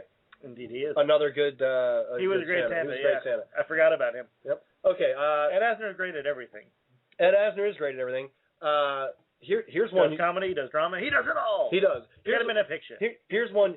We're back to our 1940s again. Here's one you won't get. Okay. Here's one that makes no sense for you to participate in, Yeah, but I'm going to ask it anyway. I know nothing about the Miser Brothers. Better pick to play the Miser Brothers. I've seen them, but base this on on what you've seen. Ben Affleck as Snow Miser and Matt Damon as Heat Miser, or Matt Damon. Phyllis Diller as Snow Miser and Jerry Stiller as Heat Miser. But I might add you wrote Hear Miser on there. Whatever. Heat Miser. I actually adore Phyllis Diller and would like to see her working more. So I'd have to give it to them. I just feel like if you ever had seen the Miser Brothers, the idea of Jerry Stiller as the Heat Miser is just hilarious because the Heat Miser essentially looks like Jerry Stiller with flaming hair, like hair that is actually fire. Nice. So to have him running around as a Heat Miser, I think would be really hilarious. But I used to really enjoy Phyllis Diller's stand-up, so I'm always happy for anything that gets her working. Anytime Phyllis Diller can appear in something, I'm in favor of it, even if it's showing up with the Harlem Globetrotters to help the Scooby Gang. Which apparently is mostly how she made her living in the 70s. I thought that was code for something. No, I don't think so. All right, holiday icon more likely to actually be evil, the Easter Bunny or Santa Claus? I'm going to have to go with Santa Claus, because the Easter Bunny, I just get that little Chucky vibe, and you can just kind of punt him through a window. But Santa, he'll get you. Well, there's been a lot of examples of evil. He knows if you've been bad or good. He knows if you're sleeping. He knows if you're awake. He knows what you want. He knows what you don't want. He knows what you're afraid of, presumably. He knows if you've been naughty or nice. He's creepy. He's played by Bill Goldberg, and he's frightening. Scary man. He's been played by a lot of actors, many different ways. We can envision Santa being evil. Tough to envision the Easter Bunny being evil. However, you're thinking of Easter Bunny as in like a little bunny. I'm thinking like a 6-foot Donnie Darko looking bad Easter Bunny coming to mess you up. As I think Donnie Darko is one of the most overrated movies ever, I'm going to have to go with Santa still. All right. Never liked Donnie Darko. Sorry, Donnie. Yeah, sorry, Donnie Darko fan. Not my favorite movie. A bit predictable. I did love the version of that song Mad World. If by a bit you mean completely. Yeah. But all right. Okay. That Tears for Fears song, Mad World. I don't remember who did it, but there's a great cover of that in that movie. All right. Fact, all of Santa's reindeer wear highly protective elf-made Kevlar armor to protect them as they fly through the American South. Did you know that? I did not know that. It's true. There's too many folks with guns taking shots. Yeah, okay. Next. Open presents. Again, doesn't probably apply to you. Open presents Christmas Day, Christmas Eve. Well, let's see. When do the Jews open presents? Oh, when right. do they? Hanukkah. During Hanukkah. That's your answer. Okay. Yeah, this uniform segment not so good. I gotta tell you. If I was a Gentile, I'd probably go with Christmas morning because I think it's better to have. You can't really open them Christmas Eve because Santa hasn't gotten there yet. That's very true. Although there are some cultures that insist on opening. I have no idea. I don't know. There are some cultures that insist on opening on Christmas Eve. So, for example, in England, it's very popular to open them all on Christmas Eve. But Father Christmas hasn't gotten there yet on Christmas Eve. I don't know. They're too busy eating eel pie to notice, I guess. That sounds delicious. Okay. Okay, here we go. More accurate title for How the Grinch Stole Christmas. You ready for this one? Yes. More accurate title. How the Grinch stole the Christmas presents and decorations from one small town and then gave them back the very next day. I think the original version is much better. It's streamlined. Yeah, you don't think the I accuracy think yours is too wordy. It's not the accurate, no. No, because he didn't just steal their presents and decorations and give them back to them the next day. He stole their Christmas spirit. He stole Christmas. That's why Boris Karloff tells you the story, and his heart grows 3 sizes at the end. But here's the thing. Because his spirit is back. But you've missed the point, sir. Because he didn't actually steal Christmas. See, he stole the presents and the decorations and the food, thinking he was stealing Christmas. However, if you remember, the Who's all come out Christmas morning, and what do? They all sing Christmas carols together. They don't care about the presents. It's the Christmas that matters. It's the being together, the family. That spirit is what is more important. You, sir, who misses the point. And therefore, he couldn't steal that. Right. He couldn't, and he had to be part of it. Therefore, he brings back all the presents and smacks his hand into the microphone. Yes. And if you give it that long-winded, horrible title there that you got, you give all that away. And it's better the kids watching think, oh no, he stole Christmas, and then learn a valuable lesson. I say this as a Jew, sir. Well, then I say good for you, sir. Okay, we're getting through it. More disappointing, expected future invention not to have. Personal robot or personal jetpack? Jetpack. Rather have a jetpack than a robot. Oh, yeah. Yeah? You can have a personal robot. You can get a Roomba. I know it's not quite that Happy Birthday Polly robot. Right. But you can probably get the Happy Birthday Polly robot. I just want Screech's robot from Saved by the Bell, man. Kevin, that thing was so advanced. It could talk, it could interpret. I know Polly's robot from Rocky IV. I know Rosie from the Jetsons. We've discussed Rosie from the Jetsons, actually. All right. But we haven't discussed Polly's robot from Rocky IV. Well, there's a reason. Polly's not, it's, all right. Happy Birthday, Polly. Better Santa fill-in, Ernest P. Worrell or Hanukkah Harry. Got to give it to Ernest just because I missed the guy. Yeah? I do miss Jim Varney a lot as well, but I do love me some Hanukkah Harry. Blake, what's his name, was not quite the same as Slinky Dog. He gives socks, 12 pair. I mean, that is, how can you, right? Hanukkah Harry. Impressive, but I got to give it to Ernest. Got to give the edge to Ernest. All right. Well, I mean, he's done a lot. He's gone to jail. He's gone to camp. He's saved Christmas. He's done it all. Okay. Fact, the Grinch at first play. I'm going with a lot of Grinch stuff. Someone mucked up a fake cover for an Ernest Goes to Jail DVD that made me laugh out loud. I'll have to show it to you. All right. Fact, the Grinch at first planned to steal Hanukkah, thinking it might be easier with 8 opportunities to make his move. However, he was foiled by the Mossad. Nice. Oh, yeah, that is a good one. Worst last-minute gift, gas station air freshener and a 4-pack of Red Bull, or off-brand toys obviously purchased last minute at CVS along with leopard print Snuggie. Okay, not a fan of the Snuggies or any given slanket, but I kind of love those off-brand toys from CVS. Do you really? I really do. Even better when you get them at like the Chinese dollar store or one of those places where they're just knockoffs from, Piso Lead, some tiny little village. Right. And it's like Spoderman and and he's painted incorrectly. The blue and the red are reversed, and it's all, the whole thing's made of like lead and fiberglass insulation. You get like a purple Batmane. The Batmane. I love it. I love those. All right. Well, since you have a birthday this week, I think I know what one might get you. I do indeed. Beans Day is Wednesday, by the way. Send presents. So, yeah, send them purple Batmans and Spider-Mans. And I want all the Chinese knockoff toys you can come up with. I want to build a collection of lead paint-based toys. Yeah, greenish lantern, right? Maybe? Okay. The flush. Yeah. Who knew that would be the one that actually got some conversation and some humor going? That would get some laughs of all the. Okay. Wow. More annoying Christmas-themed product: Chia Pet or Rockin' Dancing Santa with lifeless batteries. There's nothing annoying about Chia Pet. Those rockin' any of those little dancing Billy Bat. He's got the lifeless batteries so that he's rocking around. He's kind of going slow and he's not really moving as fast. You know, it kind of looks like he's like Santa towards the end of the night with all the bourbon. Right. Yeah. For me, those things are just the most. Even the Caddyshack one. There's a little Caddyshack gopher that dances to like the Kenny Loggins song. Right. Yeah. Horrible gift. Horrible thing. Yeah, it should never have been invented. Not a good novelty. Nobody needs those. Chia Pets are harmless. They don't make any noise, and they just sit there and grow. And they come in all kinds, of different. You can get a Homer styles. Simpson Chia Pet. All kinds. You can get I found out this week you can get a Chia SpongeBob. That's awesome, isn't it? Scooby-Doo. You can get, and it looks like an afro. Okay. Last one. Product that would not survive without Christmas: fruitcake or oddly sized novelty stockings. The oddly sized novelty stockings would survive because there's always going to be drag queens. So I'd have to go with fruitcake. I'm talking, the kind you hang I know on what you're talking about. Chimney with the look but like I elephant stand by socks. what I said, sir. Okay. All right, then. All right. Let me do this. I want to mention a couple of Santas going back to our Beans list. I want to mention a couple of the great alternate Santas because first of all, Master Thespian as Santa, if you remember that. Is that the John Lovitz character? Yes, the John Lovitz character, Master Thespian. You've made worms meat of me.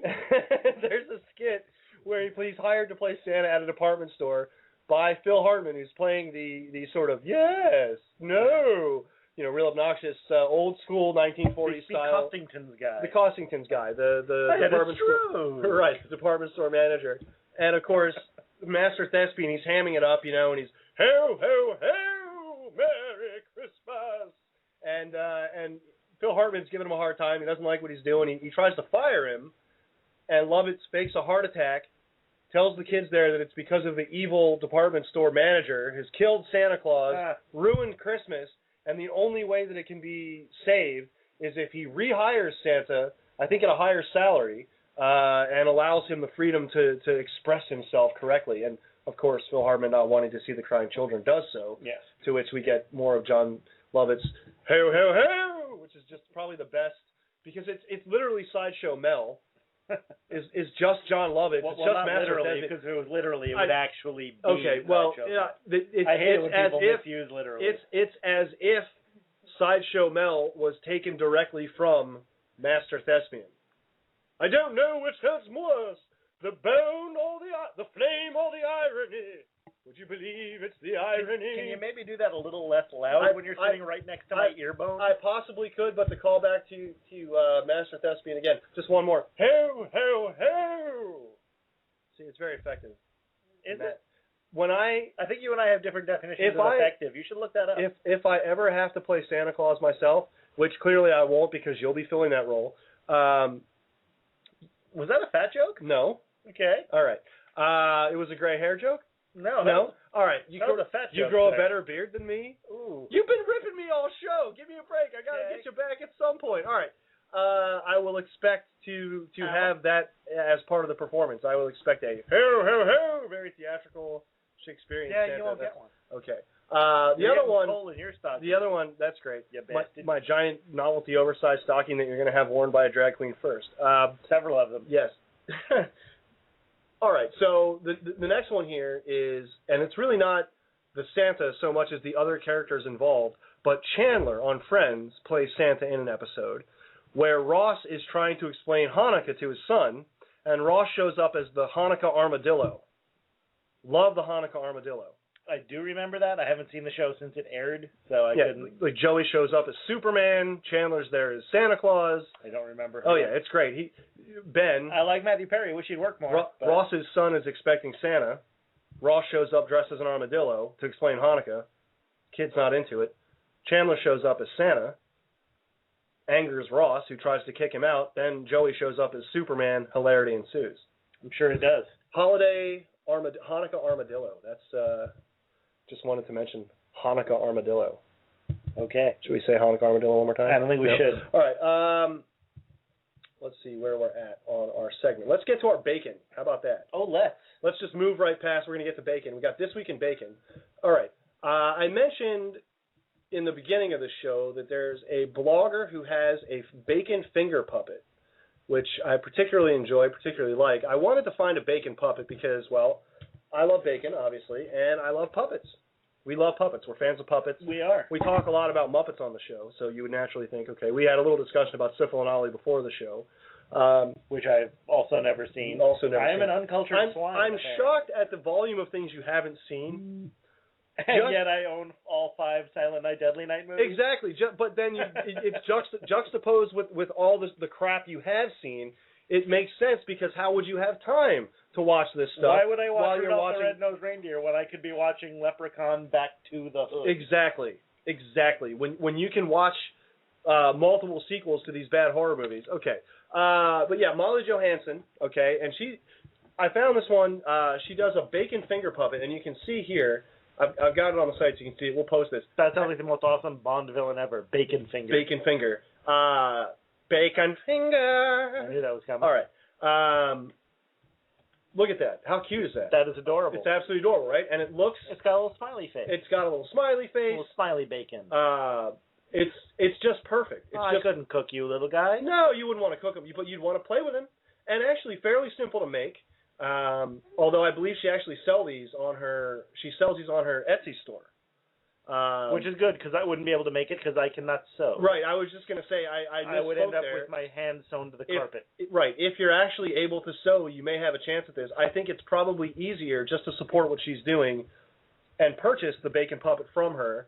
And it's wildolive.blogspot.com. So if you go there and you just search for the bacon puppet, you can find it. And it's really, really cute. I really, really like it. And she's got a lot of really cool stuff other than that on the site as well. Some other things too. But this is specific to bacon, so we wanted to mention that. And, of course, I personally love, as I said, puppets, and I love bacon. So bacon puppets are a perfect fit. And that was one that we wanted to mention. So thank you very much to Molly Johansson for that. And definitely keep up the good work and keep making such cool things because we really enjoy them.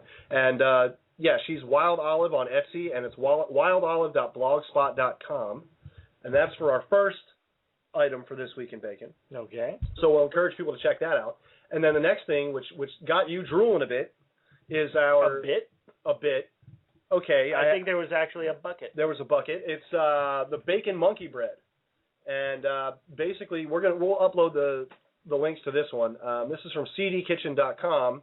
And essentially what you're going to do here is you're going to make bacon monkey bread. And for those who don't know, monkey bread is a delicious dessert-style sort of ring of bread that you just tear bits off of and eat. Last time we made monkey bread, true story, went outside for about 5 seconds to say goodbye to someone leaving, came back in, gone, dog had eaten the entire thing. And the funny thing is, I had been in the other room while our guest that was there enjoying the monkey bread with Mrs. the Unicorn was there talking and then eating some of the monkey bread. I came back in that room to say goodbye. We all went outside, came back in. I said, geez, I didn't get any of that monkey bread. My wife said, are you kidding me? There was like a whole loaf of it. What the? Oh, well, now it's gone.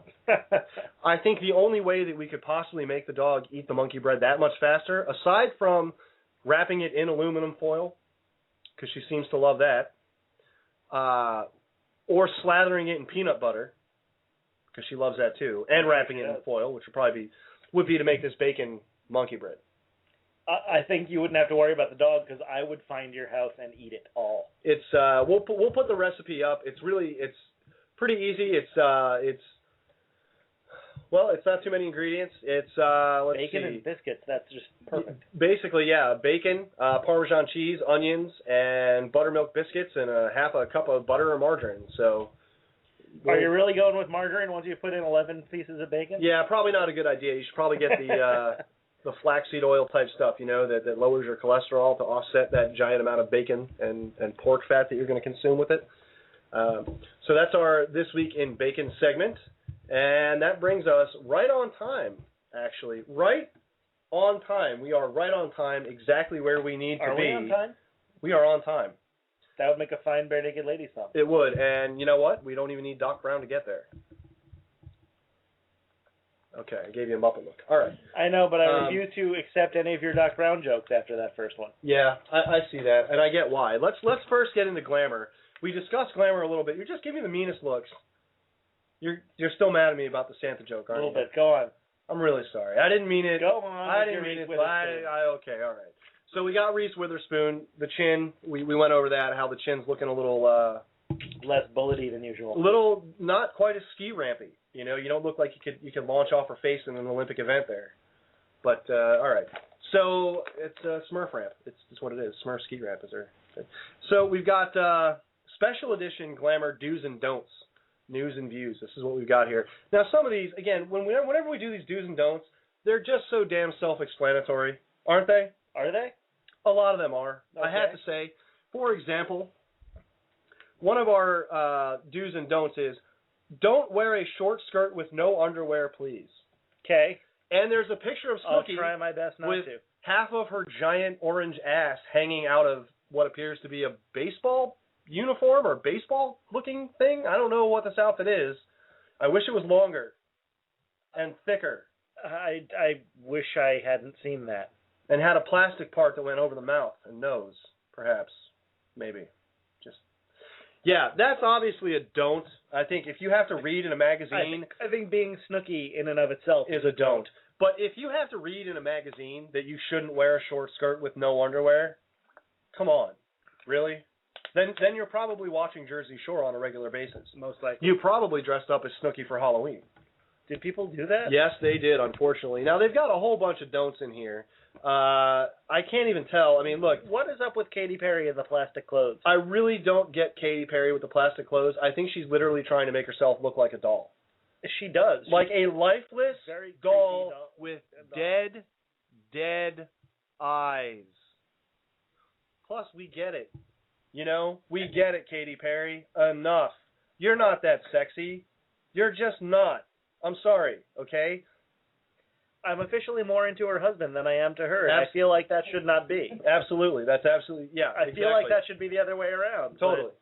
But he's far more interesting and compelling and sexy than she is. I'm sorry to say. She's just, look, the whole idea of, what bothers me about this, all the plastic dresses and the fake hair and the wigs and all this stuff and making herself appear like this sort of living doll kind of thing, is that your initial song that got you famous or broke you out initially was somewhat based on empowerment in a cheesy way, in a very cheesy, poppy, obvious way. I don't really know her music. Well, the underlying theme was this sense of female empowerment, but now you completely disregarded all of that to make yourself into this fantasy, which just doesn't work.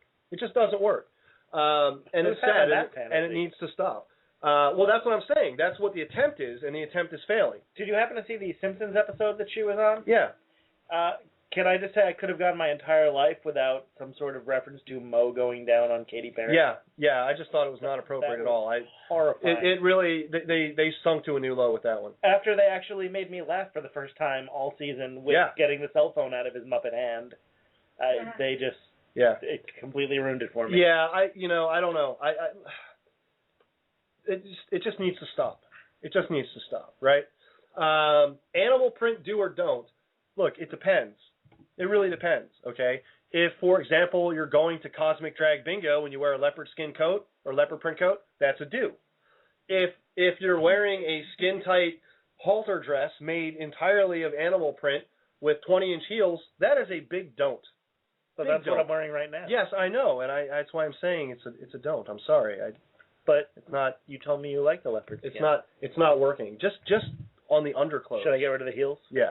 Okay. The Kardashian Effect. This is a don't for me. They call this a do. The faux Dashians. I don't get this. You wrap yourself up in bandage style dresses with jet black hair. Okay, I don't even know what that means. I don't either. I guess it's an attempt to look like a Kardashian. I don't think anyone should do anything to remotely associate themselves with anything to do with any Kardashian at any time ever. So far, the only thing I can even find remotely appealing about any of the Kardashians is the spoof of them on SNL.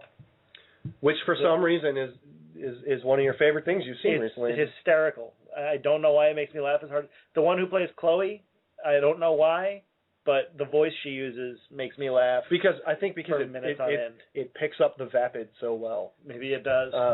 2010 trend recap. Here's some trends that Glamour is promoting, which I can agree with. 1, parachute pants. Paired with a sleek top and heels, these pants are a do. Hell no. Does that mean MC Hammer's coming back? You would think. It gets worse, but parachute pants? Really? Those are parachute capris. Yeah. What's up with those? Yeah, they are. 2 of the 3 are parachute capris, and these look like Zubaz, which, by the way, I forgot about Zubaz. Our good friend Minnesota, she's in Minnesota for the holidays. She sent me a text with picture. They're selling Zubaz in the mall in Minnesota. So the parachute pants, the Zubaz pants, the MC Hammer pants, unfortunately, these early 90s trends, making a comeback. I thought those would go away. You would think it would logically they I guess would. Once bell bottoms came back, there was nowhere else to go. Bell bottoms, you can at least they're a lot better than Zubaz.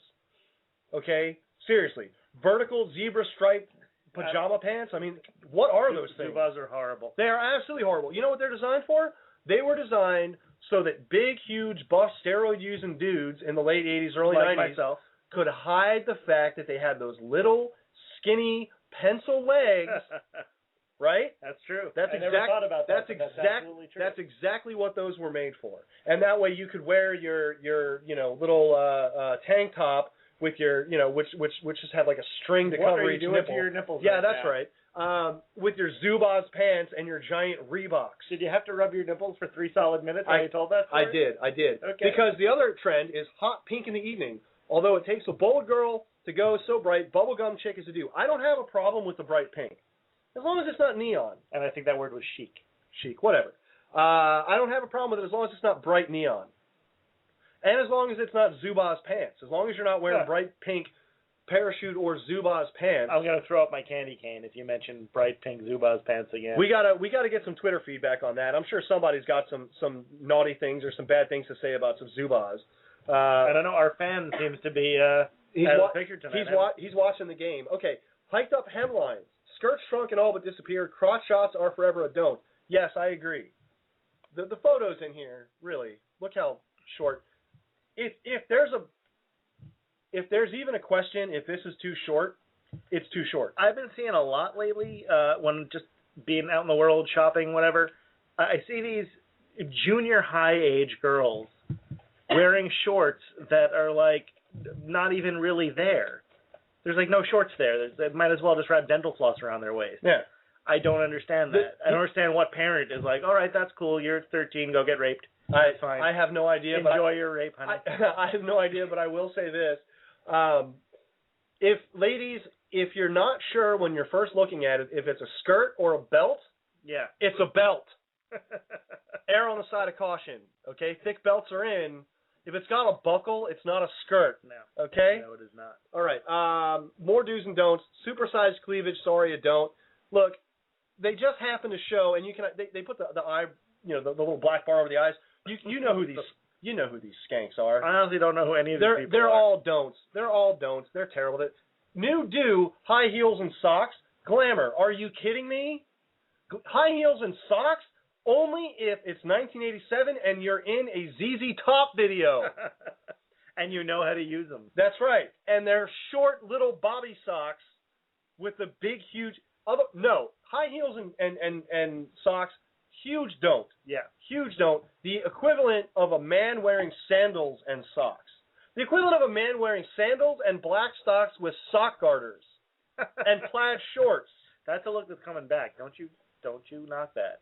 I think Seagal was wearing. Okay, but seriously, does anyone? Who the hell? I've always wanted sock garters. I don't know why I've never worn them. I don't know. They're kind of hard to find. Every time in a movie you see a guy with no pants, not a porn movie, but like a real movie, you see a guy with no pants, he's always rocking the sock garters.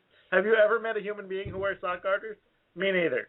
No, I haven't. it. There I aren't have it. any. They exist only in movies. I'm sorry, only in pictures. Well, here's the good news. here's the good news is that if you do find the sock garters, you can wear those with high heels now. Awesome. That's apparently a do, according to Glamour. Good luck finding high heels in my size. God knows I've tried. Oh, I think Miss Desiree Dubois may be able to help us with that. Good luck. She knows the spots to shop, as far as I know. But yeah, Glamour, come on, man. What are you thinking with that? That's just terrible. Well, it's not thinking anything because it's a magazine and it is not sentient. What is the editor of Glamour thinking, allowing that content? Okay. We've got Glamour's. Hey guys, what's your New Year's resolution in bed? Okay. Herbert says. Is that like a fortune cookie where you just add in bed to the end of everything? Or? You possibly. Herbert, to use all that sexual energy constructively. Whatever the hell that means, Herbert. I guess that means Herbert's going to try to actually have sex with a partner this year, as opposed to just doing it on his own. Or maybe he's going to build something while he's in the act of coitus. That might be the other thing that Herbert is thinking. Let's see. Lots more sex on the beach or any better location, really. Maybe the train. I think the bed is getting played out. Okay, Renee. First of all, you're a guy named Renee, so if you're having sex anyway, you're probably lucky just to be having sex. I'd say so. If it's in your bed, all the better, right? Trust me, sex and sand is not a good combination. Anyone that's ever had sex on a beach can tell you that sand gets everywhere you don't want it to, and it doesn't make things fun. Indeed. We can all agree on that, right? Yes. Okay. To have more of it, 2011 is going to be my sex year. I've been hitting the gym. I'm in the best shape of my life, and I don't want to waste that. Ian, I'm sure that the fact that you're announcing this in Glamour magazine with those super-looking Ray-Bans, those Ray-Ban aviators, which are definitely in style. Indeed they are. And that awesome members-only jacket you appear to be wearing, that and your IROC Z28 Camaro, you're going to get a lot of pages this year, and you're definitely going to hook up, sir. Definitely. Indeed. See how I just made fun of him in multiple ways? I did. I'm looking at the page next to it, and these are terrifying. Go for it. I'm too scared to. You're talking about what you call the private parts? Go for it. Go ahead. I don't think I want to because this is frightening, but I would just let everyone know to just pick up this Glamour and look at that for yourself. There's a whole article here on what people call each other's hoo-has and whatnots. And it's terrifying. Let's go for it. All right. What you call his. Now, this is, ladies, we want some interaction on this, so get on the Twitter, 347-326-9700. Here we go. This is according to Glamour, and these people are lame. Let's be honest. None of them like to call it the Octagon like Paul Rudd and Anchorman. There you go. Okay, or Little Beans or any. Okay. James Westfall and Dr. Kenneth Noisewater. Little Man, very creative, I know. Yes, Mohini from New York City, very creative. Chewbacca. Because, every dude wants to be called Little Man. Little Man, of course. Little. You want little in there, right. Chewbacca. She was dumped right after that was printed, by the way. Possibly. Well, after it came out, because then Chewbacca. Does his penis go... Mine just did. And as well, it's very hairy. Plus, it hangs around with Harrison Ford. Chewbacca. Hangs around with Han Solo, Harrison Ford. I thought you were still talking about my penis. Go on. Okay, well, everyone knows your wang hangs around with... Your wang is Harrison Ford. And I'm ashamed that your penis hasn't made a decent movie since 1997, by the way. What the hell did he do that was decent in 97?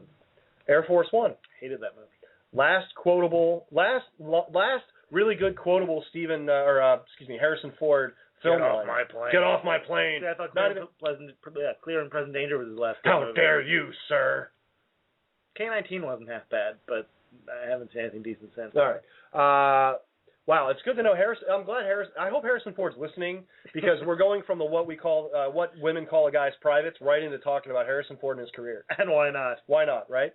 Same appeal for most guys. Okay, I call his thing Rockin' Robin because one day in the shower I grabbed it and started singing Rockin' Robin using it as a mic. It stemmed from how my boyfriend's hair looks slicked back in 1950s when it's wet. Kathleen from Dublin, Ohio. Kathleen, how tall is your boyfriend? And how short are you? What's the height? I mean, It's like Conan O'Brien and Linda Hunt. Or maybe that's just a huge microphone, and there's not a lot of, right? It's just. This is a good one. This one's actually funny. Dongola, as in ride on the dongola like gondola. I like that she also refers to it as the longish whatnot. Okay.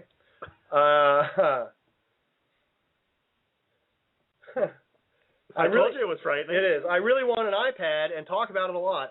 So one night, my boyfriend asked if he could charge his iPad. I was so excited thinking that he bought me an iPad. Turns out all men have iPads. We're just their charging dock. That is horrifying. It is. It is. It if really your boyfriend says that to you, you should stab him. You need a new boyfriend. Yeah. Time to move on. Did I just... You can meet someone else. Listen, Whitney from Omaha. Whitney from Omaha. I might want to rethink the way I put this. Don't stab anyone. But here's what I will tell you. I'm certain you can find another guy who likes Farscape as much as you do. I'm sure if you just go down to the Apple store and you hang around for about 20 minutes wearing a Farscape T-shirt or a Xena T-shirt, someone will approach you. If you're wearing a Xena T-shirt, it's not going to be male. I was going to say, it might be someone with an offer for another iPad. It'll be a lady named Barry. Right. But you can find another sci-fi nerd out there to indulge your Apple fantasies. Okay, I call it his penis. I have a flair for the mundane. Morgan, 26, Los Angeles. I think, Morgan, you have the best answer in the whole book. She may. Mr. Happy, come on. Gee, that hasn't been done before. Yeah, that's... yeah. Marnana. It's a special joke from How I Met Your Mother. His name plus banana. That's original. The General. Yeah, that's... I like to think of it more as the specific. But go on. Oh, my. But what the gent calls the lady bits. I knew is even more horrifying. Yeah. And I warn you, if you're listening, this is a segment from which you may never come back. And here's the thing. Now, I think that Dan from Indianapolis, we're gonna read his answer first. I think he and I may have dated some of the same girls because he says, I knew a girl who would date a dude and ruin him, so her privates were the evil vortex of souls. Now, this is what I'm noticing about this article. A lot of the dudes' names for lady bits are kind of horrible. Like, they're all like evil, bad things. You know, the girls are all like, oh, it's Mr. Happy. Oh, it's his iPad or whatever. And the guys are all like, evil vortex of souls. Well, the next one's worse. That's what I'm saying. The next one's really, really worse and totally not kosher. Okay. Ham wallet. Ham wallet. Wow. That, sir, is offensive. How long have you been dating that girl? Wait, let me ask, how many seconds did it take for her to immediately dump your ass the first time you called that part of her a ham wallet? I like to think that she ran out the door so fast that the door was still closed, and there's now a cartoon-style imprint of her just breaking running through. out of the door. I mean, you could put meat curtain in there with ham wallet. It's just so offensive that we have to say it on the show a couple more times, ham wallet. Okay. Hashtag ham wallet. Andrew makes things more interesting. This is submitted from Andrew. Yeah, so this guy That's gross. refers to his lady bits with his own name. Yeah. Ugh. What kind of issues does he have? Does he run a motel with his domineering mother by any chance? Entirely possible. That is... How scary are these? Oh, it gets worse. Sir. That's what I'm saying. Dirty Harry. It looks like Clint Eastwood when you really think about it. Joel from Dearborn, Michigan. Joel, who are you dating? Well, I've never. Like Clint Eastwood? Listen, I have looked at a lot of vaginas in my life, mostly on the internet. However, never. And I've seen a lot of Clint Eastwood movies. As have I. I never once looked at a vagina and thought Space Cowboys. Never. Once never. I thought Any Which Way But Loose, but that was something else. Because of the orangutan. Yeah. I would agree with that. And furthermore, just if it did look like Clint Eastwood, if it had any resemblance at all to Clint Eastwood, how would you even be able to approach that with your penis? Because I would be afraid that as soon as I got near the bush, Clint Eastwood would say, "Get off my lawn," and he would get it in the lawn. And I got it. All right. Digital Underground, because that's where you do the Humpty dance. Tom from Preston, Maryland, I love your answer. And Tom is only 26, and he shouldn't even know Digital Underground. He shouldn't know Digital Underground or the Humpty dance, yet he's making that reference. I believe that's because in a 69, Tom's nose would tickle your rear. Lovely. Can you pronounce that one? No, I cannot. Puna Humana Aquawapata, whatever. It's just stupid. That's very it's just stupid. Yeah, it's a dumb thing. All right. The Bat Cave. It's dark and mysterious in there, and a little spooky. Andrew from Durango, Colorado. Also, Andrew, little known Is that fact. a different Andrew at least? It is a different Andrew. Andrew, little known fact. You also should call it the Bat Cave because that's where Adam West hangs out. I was gonna say, does she keep a little boy in there? Because that's not good. She's got Adam West, Val Kilmer, and Clooney all in there at the same time, hanging out with Michael Keaton. It's crowded. Wait till you get to the last one. Oh, yeah. Second to last one, Purple Diamond. Purple? I mean, what kind of girl? What? It's conceivable. Not very. How about just Private Diamond? Private Diamond? That kind of makes it sound like a Jewish soldier. That's true. It does. It does. Well, that could work too. I guess. You know what? That's what you'd call your penis. Private Diamond. He's a Jewish. Oh dear God. All right. And he's loaded and ready to fire. What? Here's the last one, ladies. If you're looking for a gentleman to date, this is probably not the one. I want you to read this. Oh, one. no, No, you go. I'm deferring to you, sir. This person, Justin from Hoboken, New Jersey. What a shock that this is a New Jersey person. I call hers Kim Jong-il because it's very sensitive and unpredictable. I fear that one wrong move could result in nuclear war. So we go from ladies telling their men, oh, it's Mr. Happy, oh, yay, all these good things, to dudes saying nuclear war and dark and spooky and Clint Eastwood. What kind of a fear of women does this magazine put forth? I mean, all guys don't think like that, just for the record. No, they really don't, and it's more than a little frightening. More than a little frightening. And again, it is interesting to see the contrast because, again, yes, the women have these playful yet somewhat positive associations with these names for this, and the men, it's all frightening, evil, scary, evil, bad. Really, which is completely at odds with how you would think that especially in a woman's magazine, that would be presented. Okay, there's actually a lot of quizzes in here. We've got the Do You Know What You Want? But do any of them have terms like ham wallet? Well, no, I don't think they do. We could add ham wallet in here. Is he a good guy? Are you ready to get married? How well do you really know each other? Will the sex be great? These are all questions. We're going to do the Do You Know What You Want quiz. I'm going to make you take the Do You Know What You Want quiz. I don't know what I want. I can tell you that right now. Oh, you're gonna find out. We're going to find out for you. All I wanted was the candy cane. I got that already. Yes, you did have the candy cane. What about the Christmas cookies? Those were good too, though. I would say you'd probably want those. I would want those. I want more of those. I can't wait till after the show because guess what? In 8 minutes, that's what I'm going to be having. I think we're out of cookies. We are out of cookies. I'm going to have to get some on the way home. They won't be nearly as good, though. Those cookies were really, really good.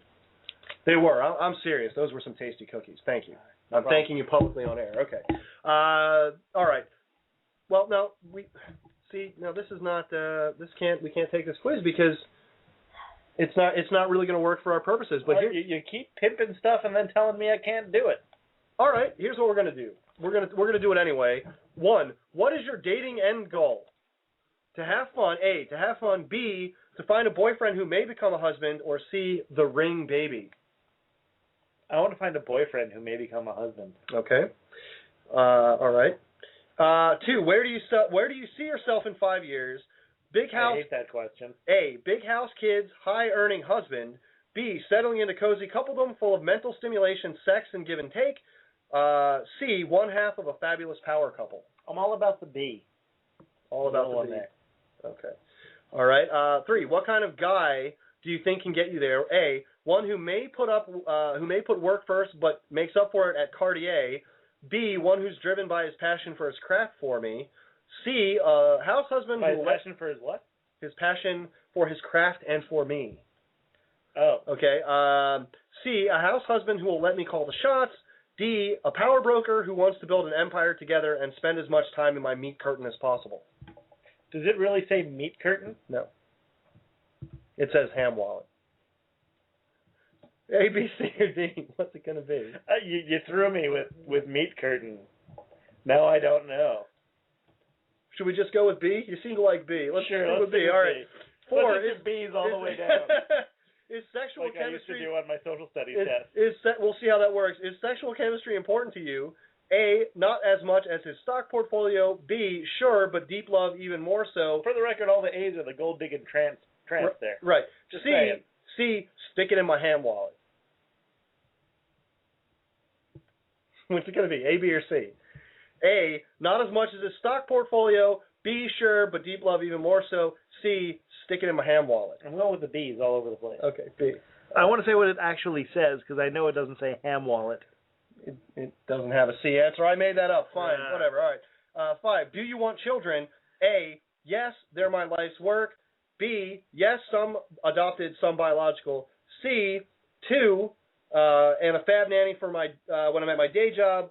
D, no, a mini-me is not my thing. E, yes, I need someone to do chores. Why does your child have to be a mini you?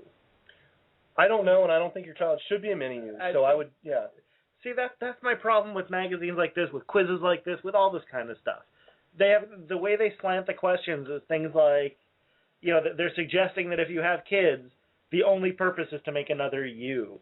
How self-involved is that? Or that, or that not having kids is self-involved too. That comes across a lot in women's magazines as well. That it's some sort of ultimate goal where you have to get married and have kids, or otherwise you're not fulfilling your role as a woman, which is really, really ridiculous and stupid. I don't agree. Obviously, we don't agree with that at all. Yeah. Women should be free to do whatever the hell they want, whether they have a spouse or not. But yeah, I agree with you. And this is why we do this, because to point that out, how ridiculous this is. But you still have to answer the question. Do you want the children? Sure. Sure. Are we going to go with some adopted, some biological, or fab nanny? I'll go with the line from Brain Order that I love. I want you to have my children. In fact, they're out in the car if you want them. So we'll go with the adopted. All right.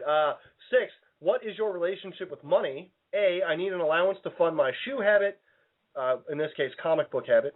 B, I'm a serious budget-conscious gal. C, I love Louboutinis and I pay my own way. Love what? I don't know. Louboutin? I guess that's a type of shoe or something? What is that? It's a type of shoe. Type of shoe. I was right. Very Okay. expensive high-end. See? That's why I don't know what it is, because I don't wear expensive high-end shoes. I'm a Converse guy. With Argyle socks. That's right. Garters? Ankle socks. Argyle ankle socks. Ankle socks. Yeah. Get out. All right. We got 3 minutes. Come on. Let's go. I've already forgot the question. I was too... You love your Louboutins. That's what we're going to say. Sure I do. All right. My bad boy habit, A, is a thing of the past. Got it out of my system and won't go back. B, is still an issue. I have a weakness for trying to reform rebel types. C, never existed. I've got goals, and if a guy can't keep up, he can ride that Harley on down the road. Oh, I do love the bad boys. You do? I do. All right, so C. And now here's the payoff How to is this. that C? Here's the you love the bad boys. Oh, B, I'm sorry, that's B. You're not paying attention to your own damn quiz. Sorry, it's B. It's not my quiz. It's Glamour's quiz. All right. How did you do? Now, here's the payoff, right? How did you do? The number of A, B's, or C's doesn't matter. Sweet. The fact that you took this quiz says you're a moron. This one's about how easily you responded. If you struggled, do some soul searching. Talk to those who know you best, or find a good therapist. If the answers flowed, great. Refer back to them as you date and mate, and you'll get what Stanger believes.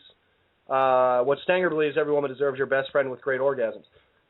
Really? So if you don't answer these quickly enough, Glamour suggests you seek a therapist? If you're reading these, you should seek a therapist. For an 8-question, multiple-choice Glamour quiz about what you want with limited answers, which range from either leave me alone, I'm gonna have only a career and I can't handle anything else, or the opposite, I need to have a man fulfill me and I can't be happy without one. Much like David Caruso, they run the range of emotions from A to B. Right. This is why we have such an issue with these magazines, because of such a limited focus in how they structure these answers. You know what we also have other than issues with these magazines? Yes. About 60 seconds of show left. Yes, that's correct. So we want to wrap it up. We want to say thank you very much, first and foremost, to Bushwood for being on this week. Hey, Bushwood. We do appreciate that. I want to thank Miss Desiree Dubois for hosting us at the Cosmic Drag Bingo Night. I want you to make sure to check that out. We'll get the details on Facebook for that. Also, Bushwood's going to be in the studio next week, so be sure to check that out. They're going to do a live acoustic set. It's going to be great. We will not speak to you, obviously, before the holidays occur. So regardless of your faith, We say happy holidays to you in whichever way you choose to Even if celebrate. you're like me and your holiday is already over. Is already over, although you'll celebrate Boxing Day with us on the 26th. Hooray, Boxing Day. Yay, so we'll do the Canadian thing. And let's not forget Beans Day on Wednesday. That's right, Beans Day is Wednesday, everybody. Send Chinese knockoff toys. That's right, send Chinese knockoff toys. You can if you have some you want to give to Beans, give us a quick shout out on Twitter and we'll make that happen. Otherwise, we will be back with you next week, Sunday, from 7 to 9 p.m. I will not be happy without a purple Spider-Man. Yes, Spoderman or Batmite. And we'll be back. Batmite's real. Well, all right. What was it? Boatman? Batman. We'll be back next week with Batman on the Frank the Unicorn radio program, Sunday, 7 to 9. Have a great night. Good night, everybody.